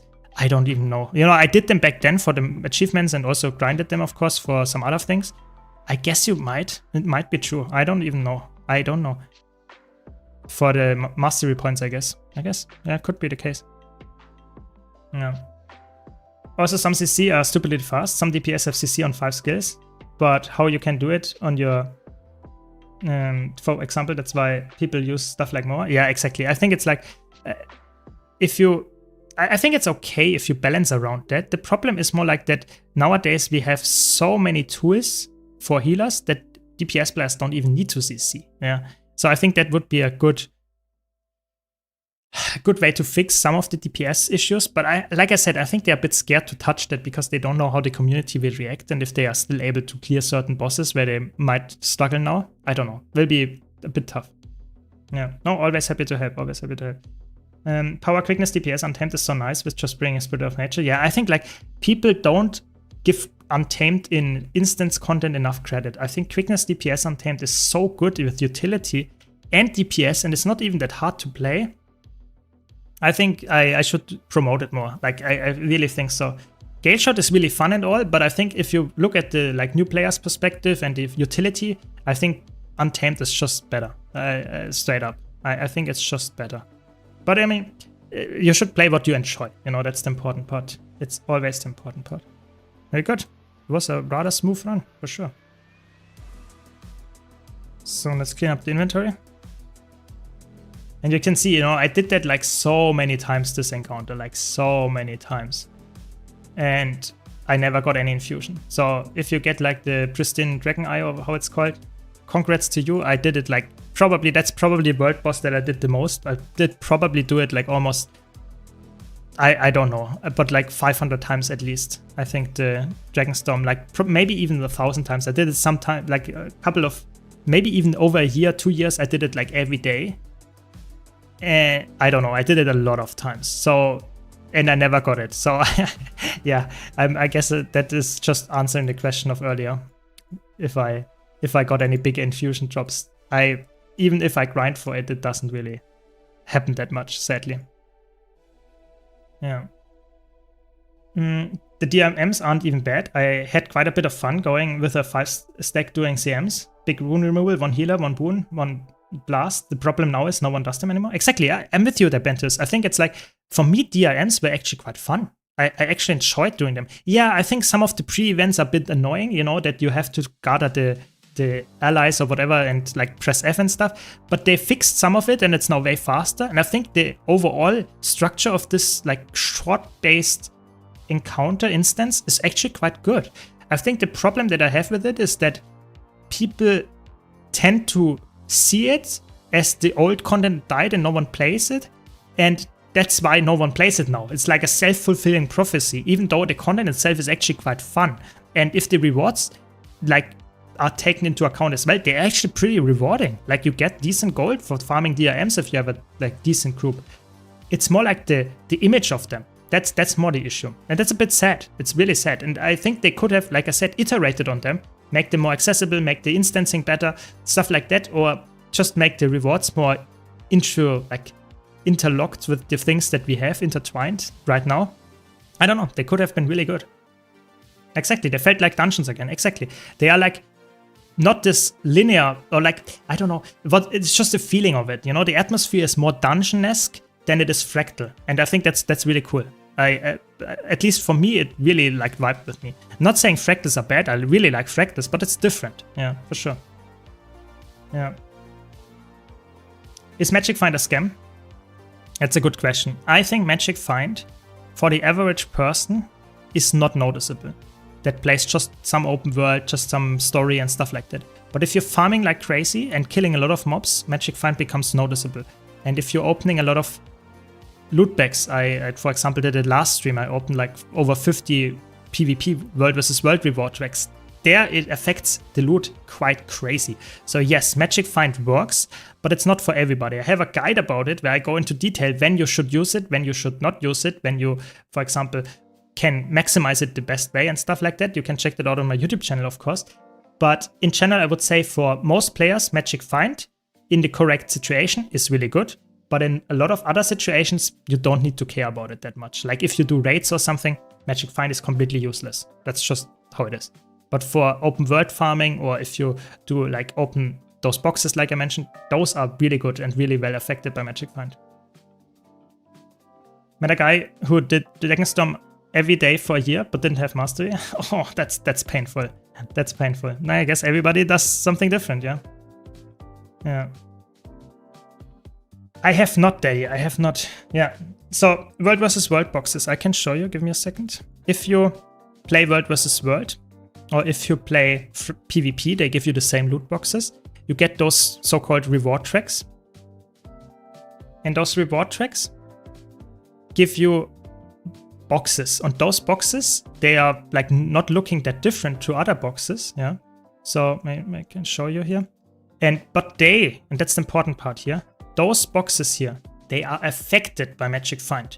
And therefore, if you get to the maximum, which is 750, you get higher chance of getting rarer materials, which is in most situations more gold for you. So this is definitely insanely valuable if you can stack up those World vs. World reward track boxes that you get from World vs. World reward tracks or like PvP reward tracks.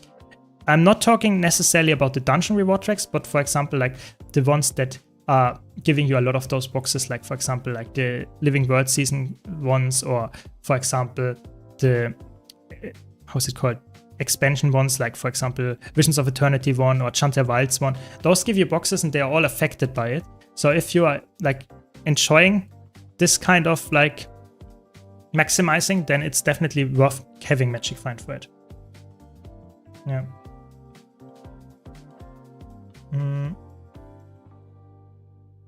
Yeah, so yeah, exactly. It's not true that it only affects stuff that has the Magic Find, so to say, specifically mentioned. That is not true. Like, yes, that is true for PvE containers. So in PvE, let's say you drop heavy supply bags. Those are not affected by Magic Find.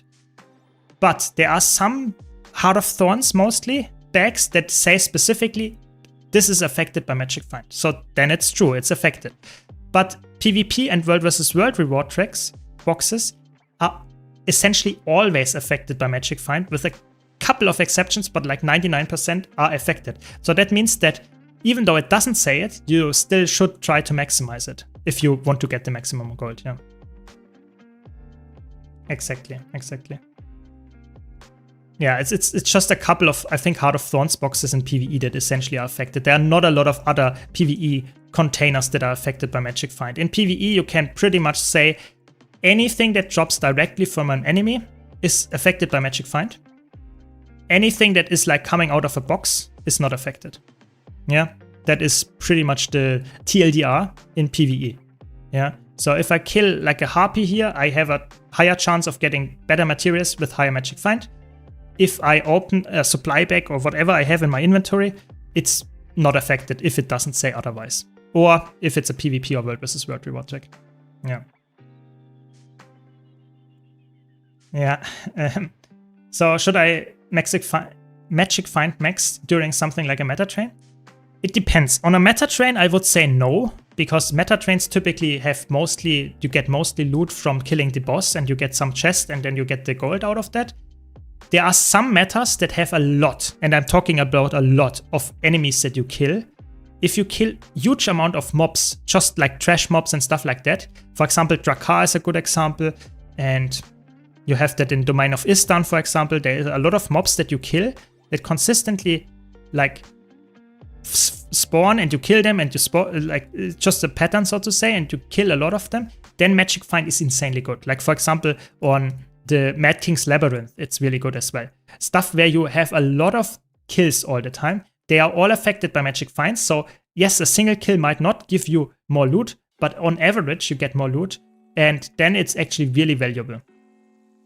But like I said, on meta trains, that is not typically the case, because you're going from meta to meta, and most of them are bosses. So I would say, or like mostly bosses. So I would say, for meta trains, I would say no, you don't need to use it. That's why I said most players should not use Magic Find boosters and that stuff permanently, because it's just wasted. it really is only good if you have like insane amount of mob kills. Then it comes in clutch. Yeah. Yeah, New Year event is also affected, but that's obviously like very like rare. There are not that many things. You could, like I said, you couldn't probably name the rare things where Magic Find affects stuff in PvE quite easily. Yeah. I stopped playing PvP 2 years ago, but I remember I used to main a duelist spellbreaker out of curiosity. Is it still played? You can play still like some kind of duelist spellbreaker. I mean, the meta for duelists right now is more like you play Shortbow Amalgam and you play like Carrion Evoker and maybe like Blood Ritualist, but in general it's like, yeah, you can still play it and it's still completely decent. Not like you might not like get carried hard, but it's a good enough build to actually get into Platinum, for example, for sure. Welcome Tech, welcome. I'm looking for an Land Hunter this build for World vs. World, good for roaming and Havoc, but I don't have VOE yet. What would you recommend? So what would I recommend? A good build for roaming, also good for Havoc. I mean, you could play some kind of like Tempest. Tempest is actually quite decent. You can play some kind of, maybe even Celestial Tempest. That would be good in Havoc as well, because you have some support in the kit. But I would say probably Catalyst is like your top bet. Like for roaming, I would say if you don't have Visions of Eternity, Catalyst is a really solid choice. I really like Catalyst. Like even after the changes to the traits, I think Catalyst is probably really good. I have so many build guides about Catalyst and they're still up to date on my channel for roaming, like Dagger. You can play like all the options in general that you want, that you can play there, even Scepter, Dagger, or whatever, Scepter Focus. There are so many options. I think Catalyst is probably your best bet, in my opinion. Yeah. You can check out my build guides, of course, always, and then you'll find the links in the description as well. Doesn't Spellbreaker have the most CC of any class? I mean, I don't know. It depends heavily on how you play a certain class. You know, you can always slot insane amount of CC skills in there. You know, if I wanted, I can like swap 4 CC skills on my utility bar here and have a lot of CC here as Evoker as well. But technically, Spellbreaker has more CC to start out with. Yeah, that is true. Yeah. It's still a bit of like, yeah, Celestial Dagger, for example, is extremely good. Yeah, Tempest or Catalyst is really good with this. Yeah, I think Spellbreaker is a class that has access to more CC like than average, but it's still not like necessarily the only one that can do it. Now, like for example, I mentioned the Shortbow Amalgam that is currently a menace in PvP. That one has also insane amount of CC with the bomb kit, with Shortbow, with Amalgam skills. That is also something too. Like they are always like a really, you can imagine like the best builds in PvP are typically the most annoying ones. So that's why Spellbreaker right now is not there anymore, because it's not as annoying as other builds currently on the side note. But like I said, PvP is like you should have fun, and it's more of a niche game mode. You should just play the stuff that is actually fun to you. Hope that makes sense. Yeah, in general, if you talk about all game modes and you really min-max CC, then Chronomancer is the best. Because you can just say, I take full CC utility skills, full CC weapon skills, everything full CC, and then you do it just twice, because you have the continuum split. So yes, technically Bentheos is of course correct, but if you're talking about like competitive modes and stuff like that, that's a bit unrealistic. But in PvE, yes, if you want like do solo break bars in like every encounter, then Chronomancer is probably the best option for that. I would not necessarily recommend to do that though, because I feel like wasting a lot of your actual utility for just insane amount of CC, while your DPS could also have brought some DPS, some CC instead, is probably not the smartest. But yeah, you could. Are you gonna make top 250 this season? I don't know. I don't play that much ranked. I guess I would, because my rating is somewhat like I'm top 100 if I would have enough games, but I think I'm not pushing for 250. I have to be honest. You can see like, right, let's check actually. I don't want to lie, but you see, yeah, I have played 64 games. So how much do I need? Like 3 times the amount. So I'm not getting there until June 2nd. I'm not playing enough of PvP. Yeah. I think I'm like in top 100 or something. Holy moly, I'm even in top 100, top 50 with my current rating. It's crazy. Yeah, so I would make it, but like I need way, way more. Yeah. So not gonna happen, I guess. Not grinding like 120 matches until like, I don't know, like in 2 days or something. That will be a crazy grind. I will probably be lost in like mental like mental health society after that. Yeah. On NA, I'm top 100, but only have half the games played. I don't care about the titles or taking PvP seriously because of all the... Yeah, exactly. I mean, I just play PvP for fun. I don't care about titles or anything. So for me, it's like, sure, if I get the title, nice and stuff, but yeah, I take it how it like happens and try to have fun. Like, I'm good one. I want to get a bit more into World vs. World. Is there a somewhat easy class build that's useful in groups? Right now, I'm playing Reaper, but I feel like a support would be more useful most of the time. Yeah, I think support in groups is technically better. You can play, for example, I think like Luminary, Firebrand, those are really good supports to play in like a really big circ. But if you just are in like unorganized groups, I think Tempest is actually quite good. I like to play some kind of like Star Field Tempest in unorganized circs because you provide some nice healing, you have some nice CC, you have range, so you don't get punished too hard if you're out of position, stuff like that. I think that can be a nice starting point for World vs. World. I like to recommend Tempest. You can either play Staff or you can go for, I don't have it here, but you can also go for Dagger. Is it Dagger Warhorn or Dagger Focus? That is really good as well, like as a utility tool because you provide some nice utility with it, some nice healing. Yeah, I think those would be my pick there. What are you supposed to do if you are doing a rotation that boss has invuln phases or moves around the room? Are you supposed to resume the rotation afterwards? So it depends how long the phase is that you are talking about. So if it's only like 5 seconds, then you just like, so to say, pause the rotation and try to continue after that. If the phase is like 30 seconds, 1 minute even, then you might have all your really hard-hitting cooldowns again, and then you just start from your opener again. So it is always, that's why I say learning a rotation on the golem is one thing, but actually using it in practice is some other thing, because you need to understand when to use the rotation and when to alter the rotation, because you know there will be some kind of like phase happening. So for example, you have like a skill cooldown that you would use in 5 steps in the rotation that hits really hard, but the phase is happening in like 2 seconds. Then you would probably use this hard hitting skill even though it's not part of the rotation yet, because you want to get it done before the phase is happening, and then it will be off cooldown again when the next boss is targetable again, so stuff like that. So it's always like, I cannot give you a general answer to this. If the phase is short enough, you just pause your rotation. If the phase is longer, you just restart with the opener somewhat. Hope that makes sense. Yeah. If the invuln is long enough, you can go again from the opener, exactly. I think it's really important that you understand, that you somewhat get a feeling for it, how important or how long your phase is and how long your cooldowns are. So some cooldowns, for example, some openers have 90-second cooldowns, for example like Chronomancer or something like that, where you take your continuum splits as the main part of the opener. And then it gets way more important that you understand, okay, I will not repeat my opener if the phase is 30 seconds or something. But some builds have a very like short cooldown burst opener, and for example like Conduit or like any Herald, any Revenant for example, has rather short cooldowns, then you can repeat the opener easily just again. And that is always recommended to get a like some kind of some understanding of when repeating the opener is the better choice and when to just delay skills until the phase is over and you can just attack the boss again. Yeah, it's just practice. That's the main answer to this thing. Practice is what makes you, so to say, better at it. I'm sorry, but I cannot give you like the answer. Always repeat the opener or always do that. That's just not true. Yeah. Hope that makes sense. But yeah, I think that's one of the things that a lot of new players don't understand in the beginning and don't like, obviously cannot get because it takes time to get used to, is that learning a build is not only about learning how it functions, what your skills do, but it's also about when to use certain skills in which situation. And that is not something that you can be taught in a YouTube video or something.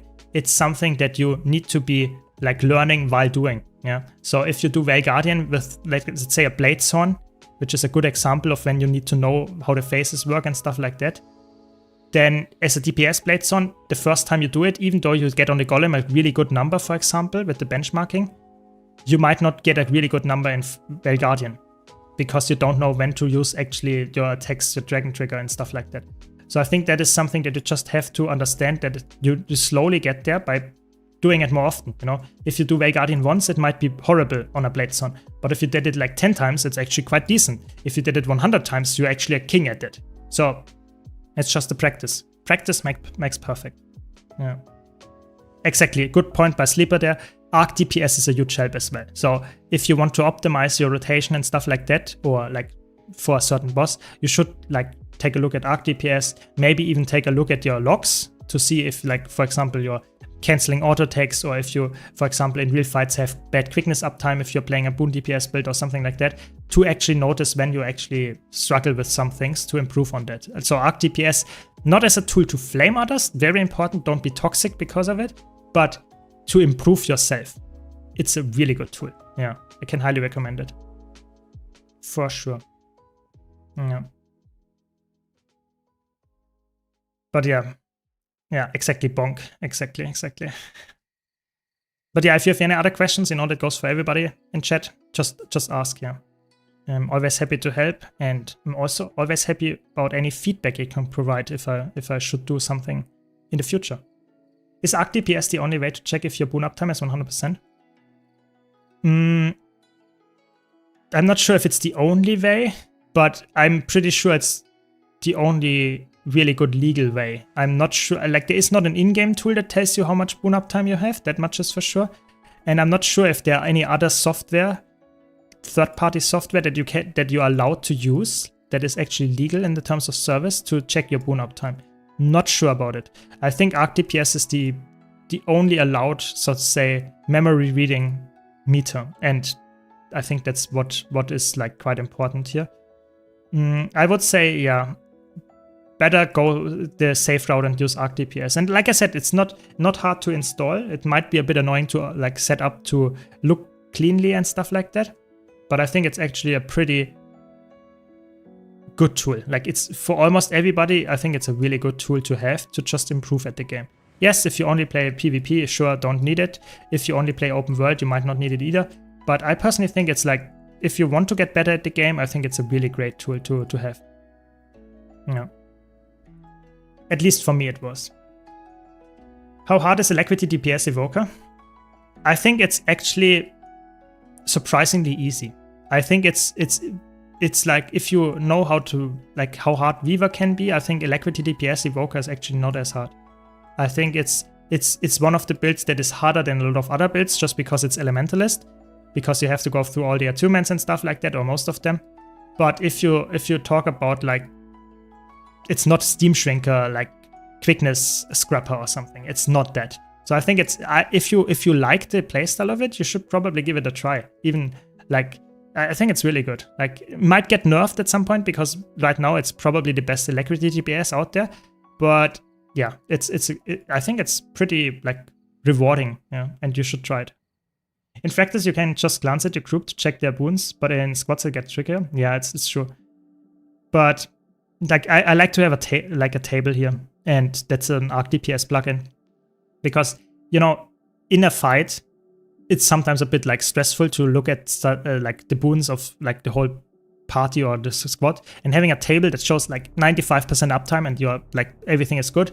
But if you have like a 55% uptime, then, you know, something is a bit off. So this is like, I think, very helpful. That's why I use Arc DPS for sure. Yeah. Arc DPS is completely legal, yeah. At least if you use the standard features. You should not use any, so to say, plugins that are not especially whitelisted. There are some plugins that you're allowed to use, like the boon table and stuff, but there are some Arc DPS plugins that are not technically legal, or at least Nexus plugins that are technically not, like, fully legal. So you should be careful with those, but Arc DPS fully, like, completely fine. Yeah. Yeah, Arc DPS and Nexus is a really good combination. Yeah. I was watching some older streams and I was dead silent when you weren't talking because there was no background music. Yeah, I mean, I've improved over the course of time. You know, in the beginning it was like slowly getting better, and I was also more like less prone to talk about stuff. So yeah, that's just how it is. Yeah, I'm slowly improving. So thanks for the feedback. But it goes for any feedback. So if you have some criticism, I'm always happy to improve as well. So, you know, just try to be civilized about it, you know. Don't offend me. That does not really help me. If that makes sense. But yeah, thanks for the feedback. But yeah, you know, I cannot always talk like 24/7. At least I cannot do that. So yeah, I'm trying to have some relaxing vibes with some music in the background as well. Just have to be careful, sadly. You know, I'm in an ideal world, I would use some kind of like song request or something like that, so you could have some fun finding some fun songs to use. But that is just the problem, that it will just be not available in my VODs later, and that's a bit like annoying. Then I have to deal with like copyright strikes and stuff like that. So I use some kind of music that is completely fine to use. But yeah, I guess that's how it is. That's how it is. Very good. So yesterday I played some World versus World. You know, I wanted to see how the reset is going, if like people are still active at reset. I can tell you it's active. We had like 110 people queue on EBG. Was pretty active, I can tell you. So this is just for comparison. That is like you have double the amount of people in the queue than are on your team on this map currently. So yo, pretty hefty interest in there, which is quite fun for sure. But if you're getting in a bit too late, like logging in like 5 minutes too late, I guess you have to wait in the queue for over 2 hours to get in. Not that good. So to all the people that don't know if World vs. World is active, I think it is pretty active. Yeah. Okay, 44 seconds. Guess we can wait. This is a little bit sad, roaming live in World vs. World. Like, sometimes you just don't find anybody. You just flip camps from like 24/7. It's a bit boring sometimes, but sometimes you get like a lot of one-on-ones and just like defense events, even in roaming. It's quite fun. Is Dragon Bash profitable for gold?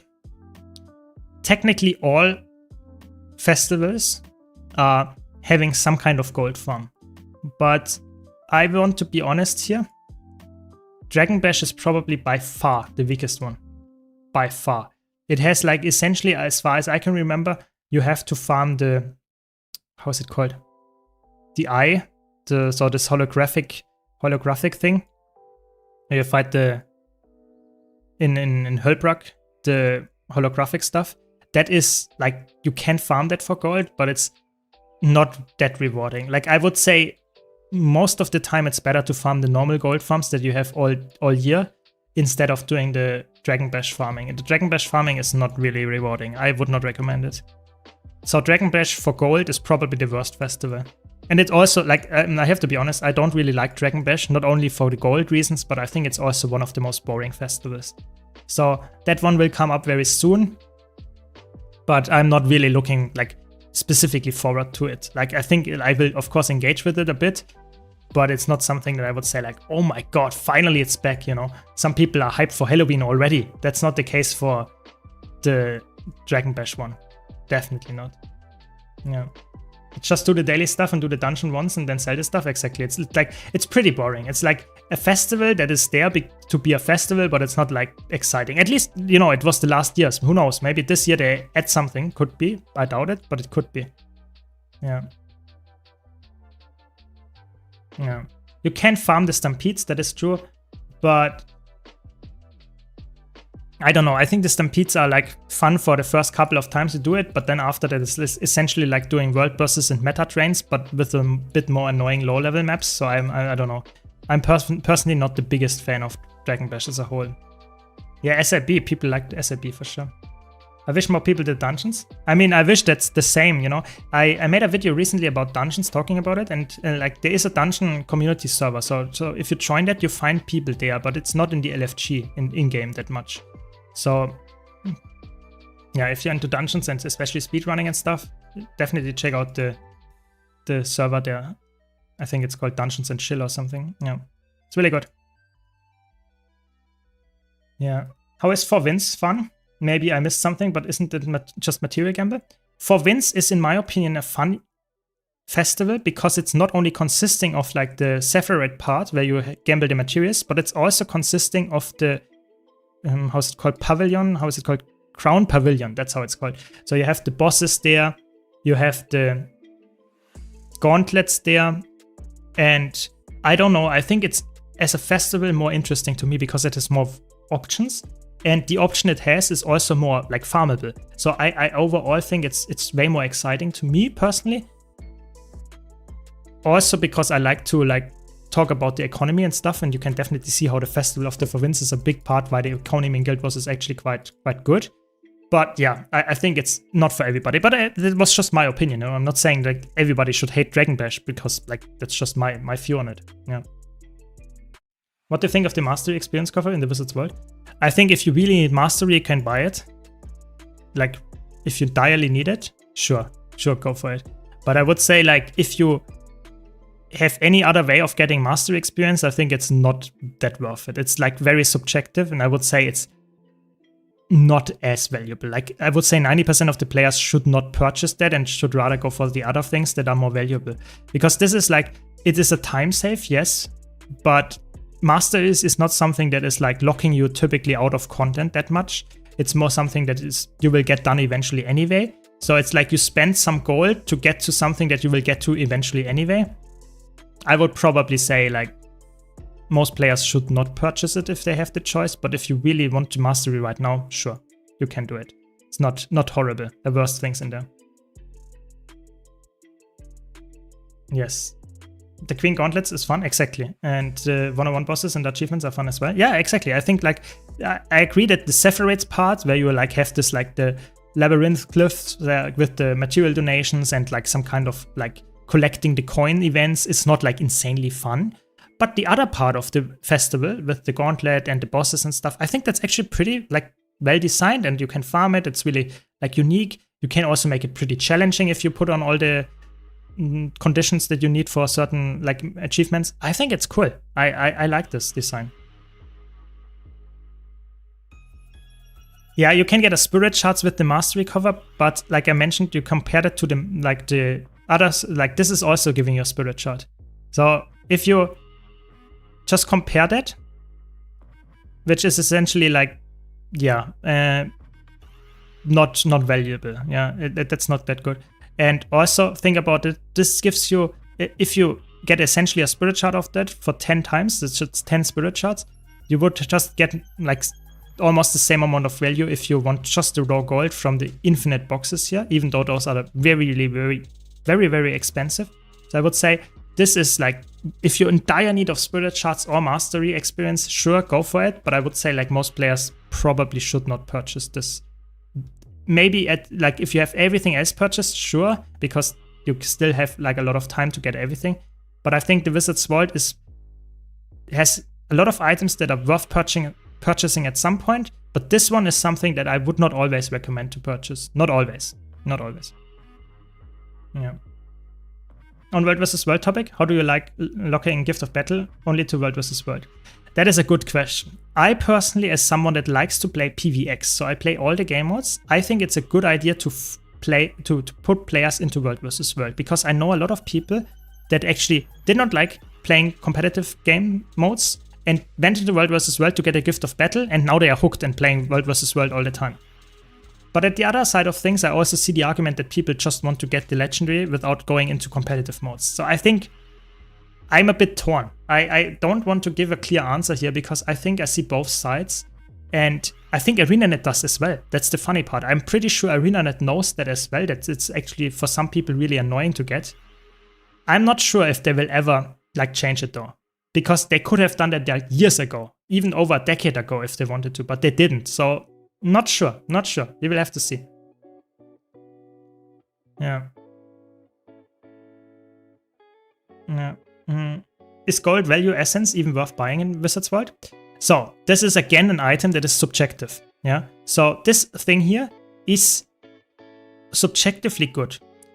What do I mean by that? So it's actually pretty pricey for what you get for it. You know, it's essentially giving you 500 luck.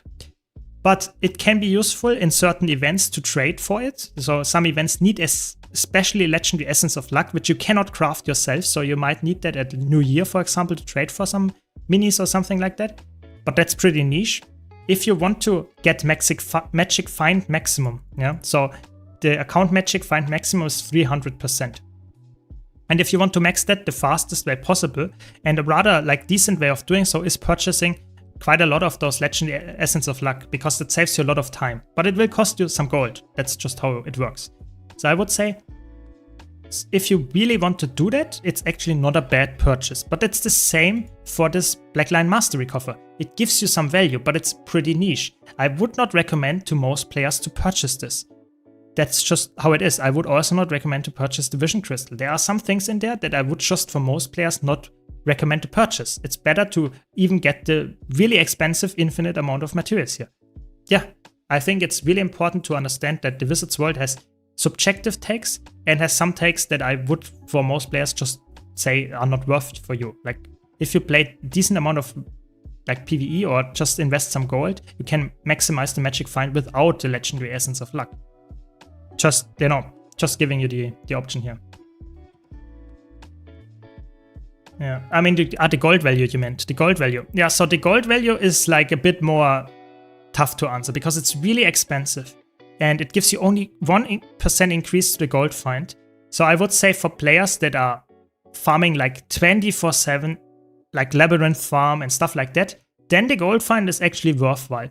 But for 99.9% of the players, this is not the case because it doesn't affect like fractal rewards. It doesn't reflect anything other than direct gold from enemies that you kill.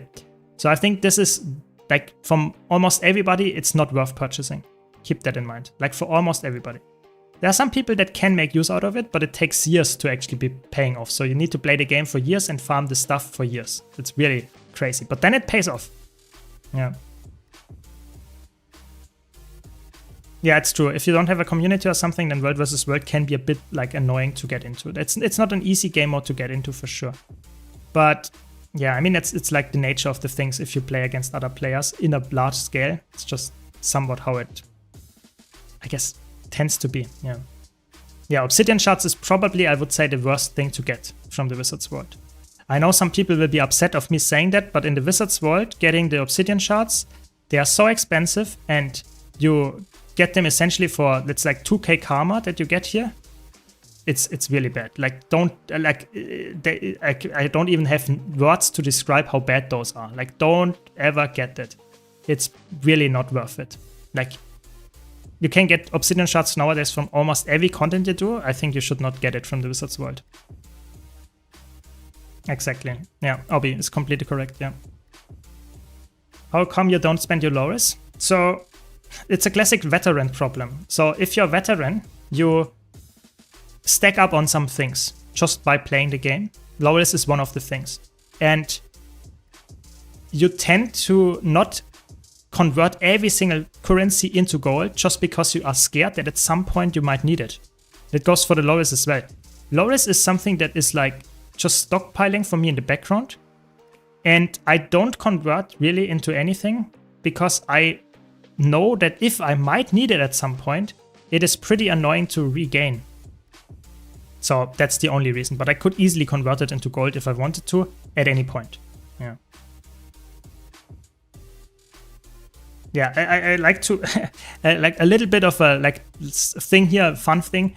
I like sometimes to purchase the Lesser Essence of Gold as well. If I have nothing else to purchase, I like to purchase it just so that I get my number go up here. Like it's not that I know that it gives me value, but I like to see my account bonuses go up. I think it's funny to me.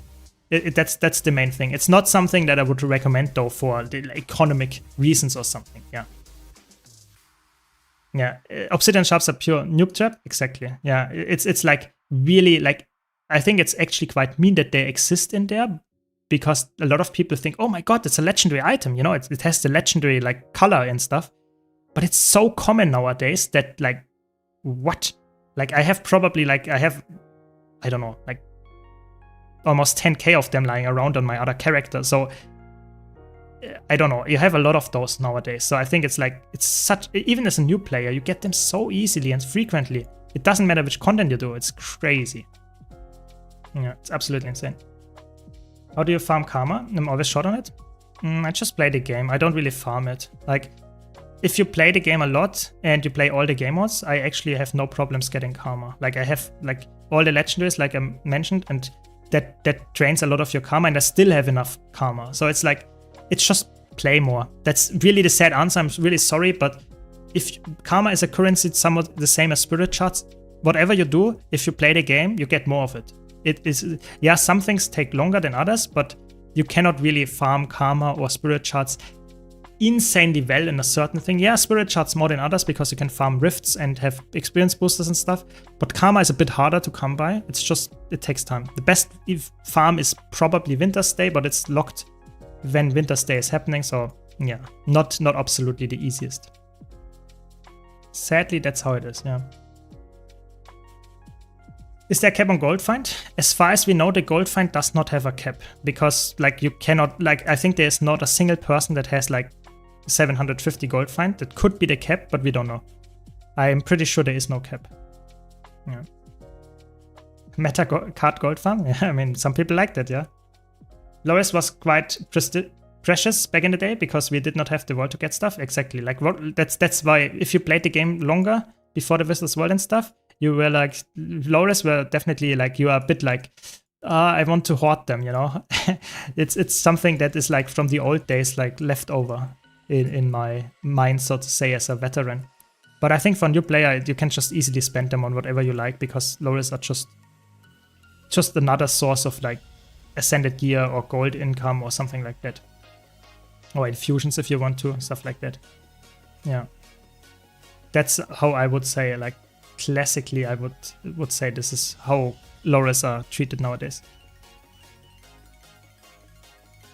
Yeah, exactly. The trend is rooted deeply. Yeah, absolutely. Yeah, hoarding mystic coins as well, you know. Hoarding everything is like a very classic veteran like thing that people do in the game, because you never know when you need it. I'm so scared, you know, to I could easily convert a lot of my just random currency that I never need. But I'm scared if I ever need it, I don't want to refarm my like karma or something like that. I just better safe than sorry, you know, and better keep it. Could always have a use for it in the future. Yeah, absolutely.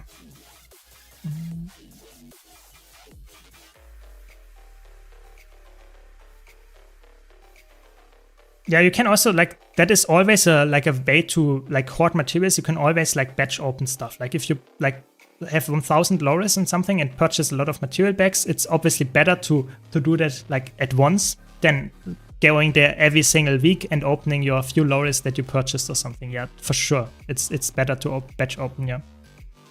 Yeah. There must be a technical cap.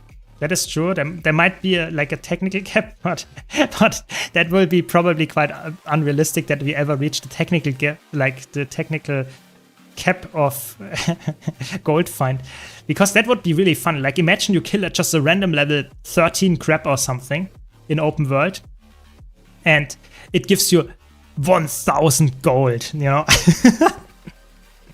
It would be so funny. Just a random loot drop, you know. That would be so good. Yeah, I guess gold find is the most powerful stat in the game if you have it, you know. It gives you infinite gold. But like I said, very unlikely that this will ever be reachable in a certain way, yeah. I mean, I still enjoy the idea of having gold find being somewhat valuable. Oh, this is a... Oh my god, I'm getting ganked from 2 people. Now, how do we play this? Okay. I'm going there. So can we kill this? Like, I don't know. This looks like a good target now. Maybe we can kill them. Just have to concentrate to win this here, maybe. Oh my god. Sad. It's always the pets that gets me, you know? The pets just randomly hit me from everywhere. That's annoying. We could have won that if I played it better. I think I miscast my elite skill a bit. Sad. Could have won that.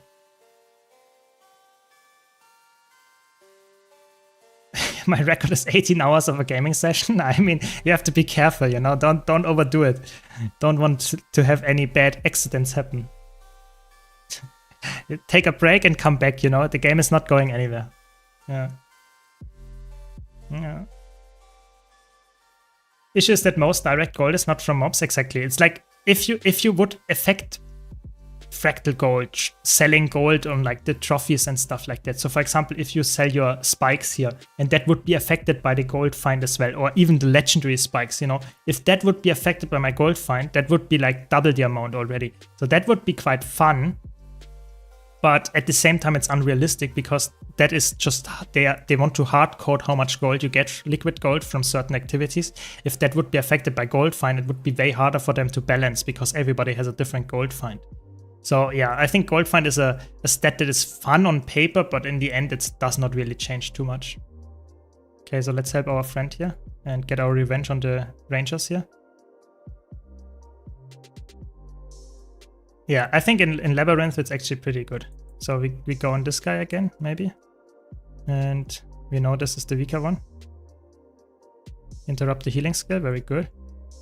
And hit Stomp. And then get the revenge on the other ranger, Condi ranger. That's like Condi Soul Beast. That's like absolutely disgusting.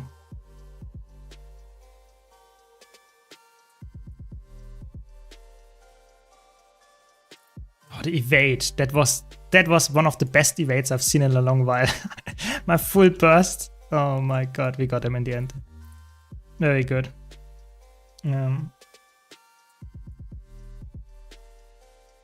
Old player would get way more gold for some time as the new player. That is true. That is a fair point. That is a really good point, actually. I think it's important that gold income should not be based on how long you play the game. Yes, you should maybe get a bit more like tools if you really grind for it, like get more access to masteries and stuff, and might be killing stuff a bit faster.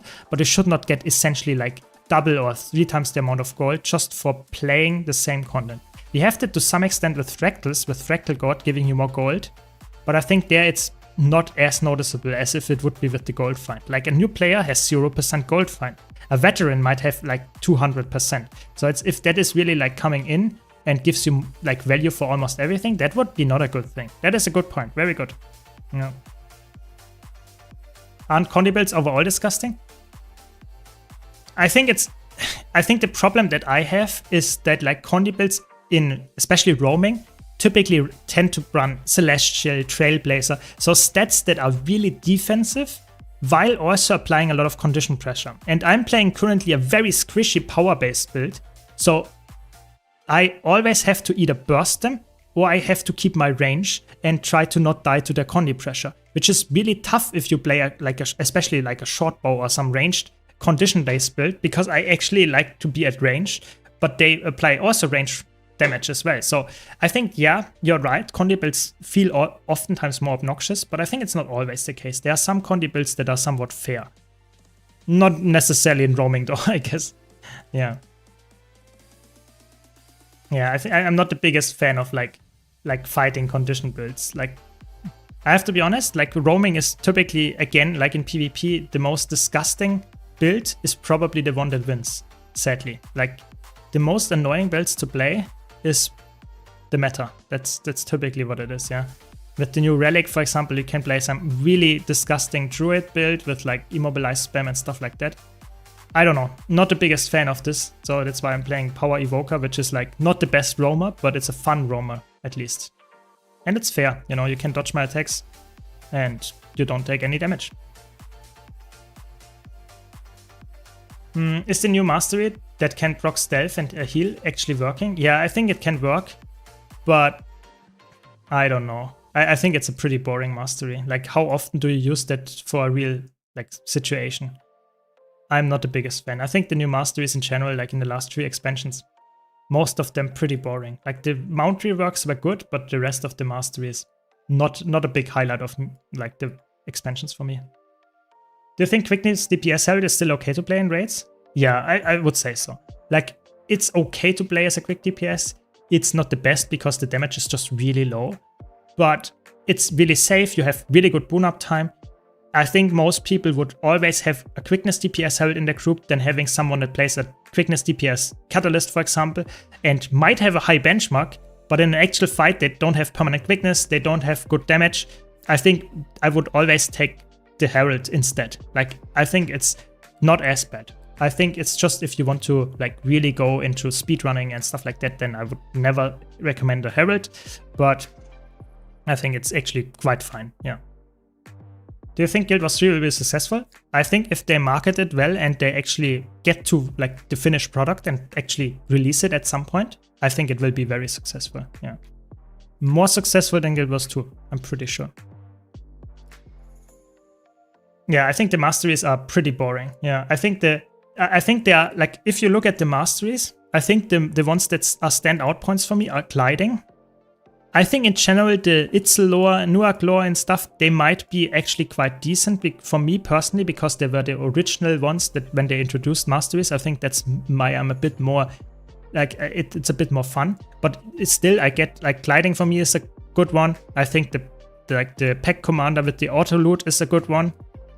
I think in Path of Fire, almost all of them are pretty solid because they actually alter your mounts. I think that's really good. I think in End of Dragons, yeah, I think they are okay. They're not like insanely good. I think in Secrets of the Obscure, it's again, the Mount Mastery is really good. I think in Chante Wilds, the Mount Mastery is really good. And in Visions of Eternity, the Skimmer Mount Mastery is really good. So I think in general, the masteries for me, like most of the masteries that we got are like mediocre to bad in terms of like how they feel. They don't change much. It's just a grind, and that's pretty much it. For some, they are really transformative and they're really good, like gliding. I think gliding is one of the best masteries they have. It's really good, really fun, has really good steps. I don't know, I really like it.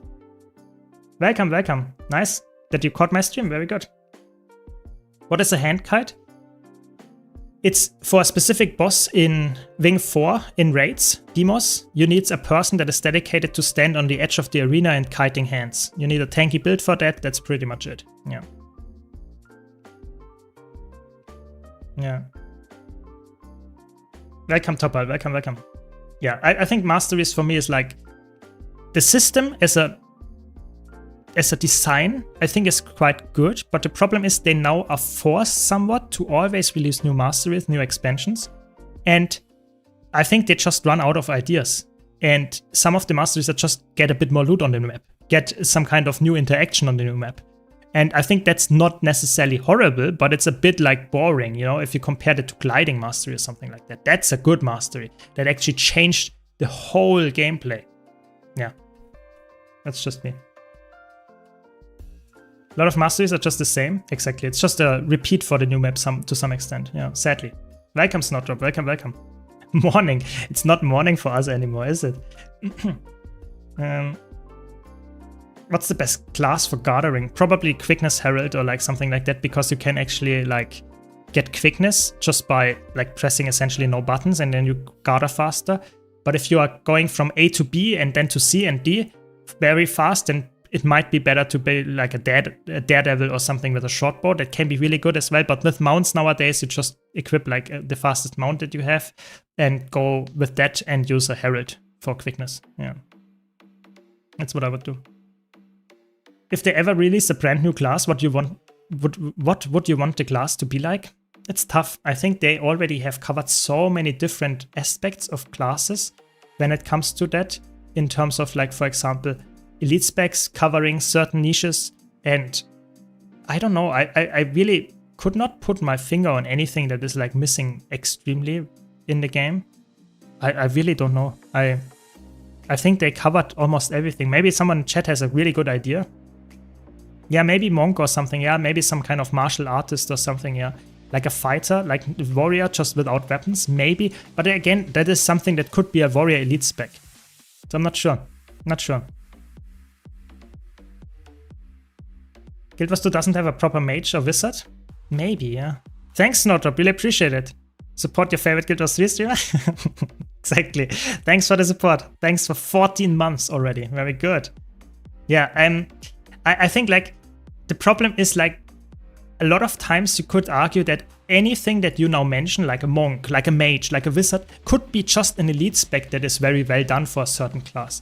So I guess, yeah, maybe we don't have a real wizard that is like focused more on like the real like magic and stuff and not at elements that much. But again, I don't know. It's really hard for me to come up with something, because I can always imagine an elite spec that actually makes that work very well. For example, monk could be easily in warrior elite spec, that gets access to some kind of martial arts skills or something. Yeah, I don't know. It would fit as well. Yeah. I want more Potion Master than Harbinger. I guess that could also be something, yeah. Gloves class, yeah. Yeah, or Daredevil could be the martial art class, exactly. You see, it even fits to multiple classes at this point. So it's like, I don't even know which class would be like missing that would not fit at all to any other class. Not sure. Maybe a mental-based class, someone who tricks enemies into attacking each other. I mean, that would be Mesmer somewhat, I would say. Yeah, Mesmer can do that already. It's like a mind mage already, I would say. Yeah. Yeah. Extra anger against me? Yeah, I mean, it's just like, sometimes the servers are like what they are, that's just how it is. This server is pretty obnoxious to fight against, so I'm sorry for everyone fighting us. I'm gonna get into World vs. World lately. What site would you use to check for builds? If you talk about builds specifically for World vs. World, I would say Meta Battle is still a good website to find World vs. World builds. I think Snowcross also has some World vs. World builds listed on there nowadays. And I would say probably Hardstuck is also a source that is, I'm not even sure if it's fully updated yet, but still. But those three are typically really good sources for World vs. World builds. Maybe someone else has a good idea, but for me, I don't know. That, by the way, just saw it, Snowdrop. That's actually really good ideas. Pictomancer, yeah. Some kind of artist class. I think that is missing completely and doesn't fit any class. I think that is a really good idea. I like it a lot. I would play that instantly. I don't even know what the mechanics would be. I would play that instantly just because it's a class that we have not had. That is really cool. Yeah, cool idea. I mean, I guess that exists in other games, so makes sense to add that, yeah. Yeah, Guild Wars 2 Mist is good. Good point, yeah. That's good, yeah. Yeah, for roaming builds, there are multiple websites, but I think we are talking specifically about Zerg, and there are not that many like Zerg websites, other than Mists. Guild Wars 2 Mists is probably the one. What's your favorite expansion? It's either Heart of Thorns or End of Dragons, I would say. Hard to say which one. I think the original one has nostalgia, Heart of Thorns is the first expansion ever.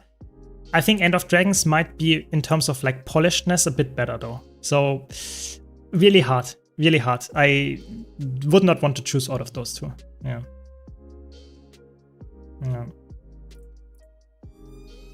I painted your portrait in abstract art. Get 20 stacks of confusion. Sounds like something I could do, yeah, for sure.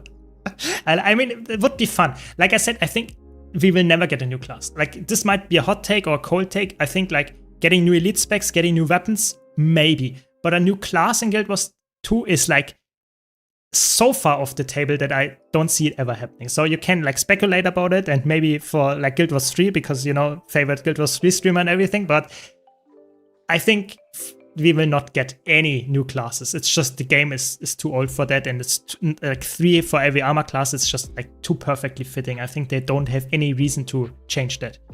Would also not make a lot of money in that regard because you would, like, people already have their mains. It doesn't make that much sense in a game that is like 13 years old to force people to swap classes. Yeah. If I'm open world only, dude, what is usually a good build to go with? I usually go with group PvE build. If you play PvE builds and you play them typically like in group situations and meta events and stuff, then I think the good build to play is typically like any group build, yeah, for raids and stuff. But if you're in a solo situation, I think it's better to go for an actual solo build as well, because sometimes you just don't have the quickness, the alacrity, the might, or whatever you want. So I think that's what I would recommend. But it heavily depends as well. So I'm trying to make a series nowadays about open world builds. So just stay hooked for my YouTube channel there, and we will talk about that on the channel as well a lot in the next few weeks. Yeah. Exactly. Yeah, absolutely zero take. Yeah, I mean, that is true. I mean, I'm just saying it here for people that are coping so much on the new class. Yeah, yeah. Yeah, I think it's the most likely scenario is that we will never get a new race, never get a new class ever for Guild Wars 2.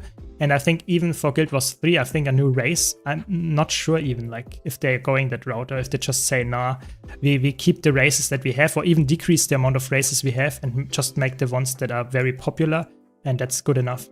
We will see. We will see. Maybe some announcements later this year. I'm hoping for it. I'm hoping for it. Yeah. So is Celestial better sometimes? Yes, it is. It is. I feel like Warrior has the weakest class fantasy out of all the classes. I mean, that's like, for me, I would say Warrior is the most plain class, but that does not necessarily mean that's a bad thing. You know, Warrior mains typically like this kind of very boring class fantasy because that's why they picked it. Like, I think in a lot of other games, they are not exciting to play Warriors in terms of like how they look, but people like to play Warrior nonetheless because it is this exactly like very straightforward, not too magical, not too fantasy heavy character. I think that is like the appeal of it in Guild Wars 2. But I get your point. I'm not the biggest Warrior fan, like in terms of like, it's not my favorite class in the game. It's not my least favorite one at that, for sure as well, but just wanted to say that. Do you think they will add a new weapon type? I don't see that either. I don't see that. I think they are pretty locked in with maybe more elite specs, but I think I don't see it happening, to be honest.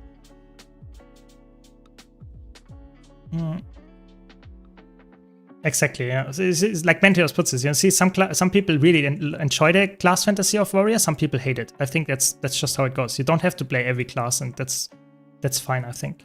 But I get both of your sides for sure. For sure.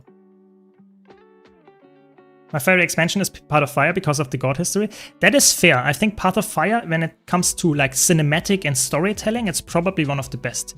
With like the Living World Season 4 following and like the Balthasar storyline and stuff, I think that's really good. Like, I agree with this, but I'm not into story that much. So for me, it was never the big selling point, and that's why it's lower rated for me. Yeah. Yeah.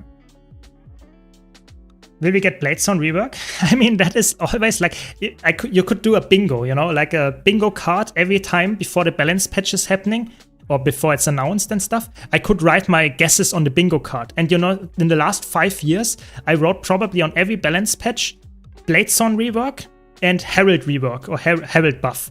It never happened, you know, I'm just spoiling you. It's probably not gonna happen either this time, but I'm writing it on there again because I hope it will happen, you know, some kind of rework that it makes it a bit more fluid, a bit more like useful in a lot of cases.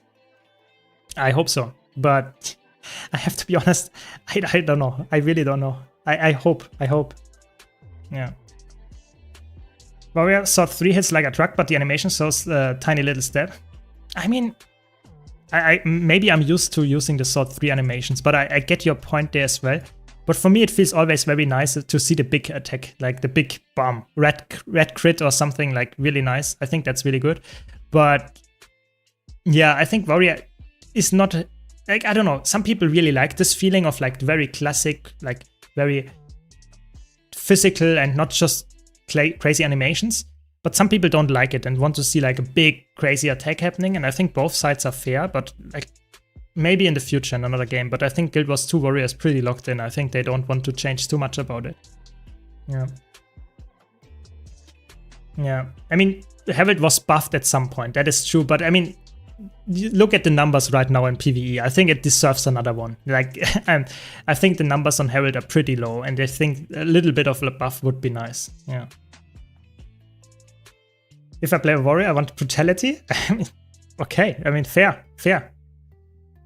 Thank you for the respect for Warrior tech. I get a lot of shit for maining Warrior, and when I try and explain what you just said, they look down on me for playing Warrior. No, I think it's important. You know, we all play a fantasy online game. That's what we do, and everyone has a different idea of what's fun to us. And I think it's not fair to talk about someone else's class fantasy is like boring or not fun, because that's just an opinion, you know. If someone really loves Warrior, I think I can understand that. I'm not saying that it's my favorite class. I like to have some magic in my fantasy game, but that's not everybody. And I think that's really cool that we have so like different elite specs classes to come up and play with, yeah. For sure. Yeah, exactly. Like, it's really sad. Like, I really hope that Herald gets some love. I also have to be honest, I think there are some other elite specs that I think should be like changed a bit. But like for me, Herald and Bladestone are probably the top ones where I would say like, yes, please, we really wait for it like a long time already. Yeah. I love playing warrior because of a lot of the skills just feel like meaty. I don't need super flashy skills. Yeah, I mean, do you see that there are people in chat Snowbleach that actually see it completely opposite. They actually enjoy the things that warrior feels like right now. Yeah. I think, for example, Ranger Hammer feels more warrior-y to me. Yeah, I guess. I mean, I don't know. It always depends a bit. I think Ranger, people... If I had to describe Ranger as a class, I would say Ranger is the nature's warrior. Yeah, that might sound a bit like a meme, but I think Ranger is the nature's warrior. So I think it makes sense that the hammer attacks feel like a warrior, but you have a pet and you like have something like that. So I think it's like, I get that is like somewhat like okay. It's just, I think Warrior and Ranger are way closer together as, for example, Elementalist and Mesmer from a class fantasy. Like way closer. I think both of Elementalist and Mesmer are mages to some extent, but they are very different from what they cover. I think Ranger and Warrior are just like a little bit of a different touch on what they want to do as physical. Nowadays, Ranger has more magic as well, but in the beginning it was not that magic heavy. Yeah. Yeah. I wasn't a thief since I'm almost always assassin MMORPGs, but in Guild Wars 2 Mesmer got me and I can't play anything else. Yeah, I mean, Mesmer is really good. It has some assassin vibes to it as well. Yeah. What do you think about making Spellbreaker the base warrior? I think, first of all, that will never happen, but I think that would make a lot of warrior men somewhat upset. I think Spellbreaker is a spec that is like good if you like it, but not everybody likes it. I think some people don't like this like forced CC heavy, boon rip, and like interrupt heavy thing play style. I think people want sometimes people like Berserker more fast paced. I don't know. I think Spellbreaker is good as an elite spec as it is. I think it does not need too many changes. Would also argue Scrapper feels like very warrior-esque. I think Scrapper can feel like that, yeah. But I think that is just by nature because like engineers are somewhat similar to warriors and rangers not using much magic, and I think that makes them go hand in hand to some extent. But I think Scrapper is a bit further off than Ranger in my opinion, because on Scrapper you have the gyros, you have your toolkits and stuff like that, which makes you pretty different in a class fantasy from a gameplay perspective as well. But I get what you mean. I think with the hammer, it can feel like very like you hit them with your hammer on the head. Yeah, sure. It's not like a Revenant where you just use suddenly the ranged hammer attack. Sure, yeah. It's definitely more close to each other. Yeah, good point. Yeah. Yeah, great X for warrior. That would be great. I think like, sorry for the pun, but I think like the great X fantasy or side fantasy is not really fulfilled in Guild Wars 2 other than Reaper, I guess. So I guess those two things could be still added, and like Warrior specifically would like the Great Axe, and I think the side could be really well on a Revenant or something like this. But yeah, that's just like dreaming at this point, I would say. Yeah. Welcome, awesome, welcome. I run Luminary, Electricity, Heals, and Fractals, and was wondering what would you run as this class in the Kinfoil CM Fractal? You mean in the utility slots? Or do you mean in general, like what kind of loop? Yeah, I think Alacrity Heal Luminary is pretty decent in Fractals actually, especially if you have a good team. But it's not the best one. Like if you want to like get the absolute best DPS and stuff, you probably want to have like either Dragon Hunter or even Willbenders nowadays. I think it's like Luminary is like good, has good flexibility, but I think it's not the best in anything in PvE right now. Yeah. We have the Doom side. Yeah, that's true. It's true. We do that. Yeah, I'm not saying anything bad here. I'm just saying I think a side actually in the game as a weapon would be even better. But I think like Necromancer covers it already to some extent. Yeah, for sure. Yeah, if you like the healing one, then I probably would like Luminary. Alacrity Heal Luminary is probably the best pick for Guardian if you don't play Quickness Heal Firebrand. Yeah, even in Kinfoil CM. I think in Kinfoil CM, I guess I would like take Sanctuary and like a lot of CC and healing, I guess, for the end fight. I don't know. I would have to play it more often in Fractals. I think like typically play Alacrity, I either play Paragon or Chronomancer, I have to be honest. So I don't have that many options there. Is Scourge better than Ritualist for open world? I wouldn't say so. I think Ritualist is better. This is more flexible and has more burst damage and is like better in group supporting.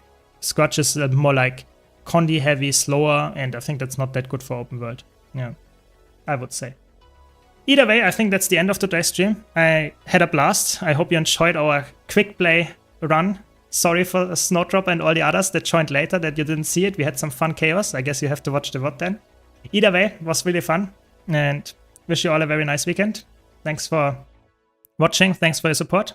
Check out my YouTube channel if you haven't already. And I wish you all good time. Take care. See you around.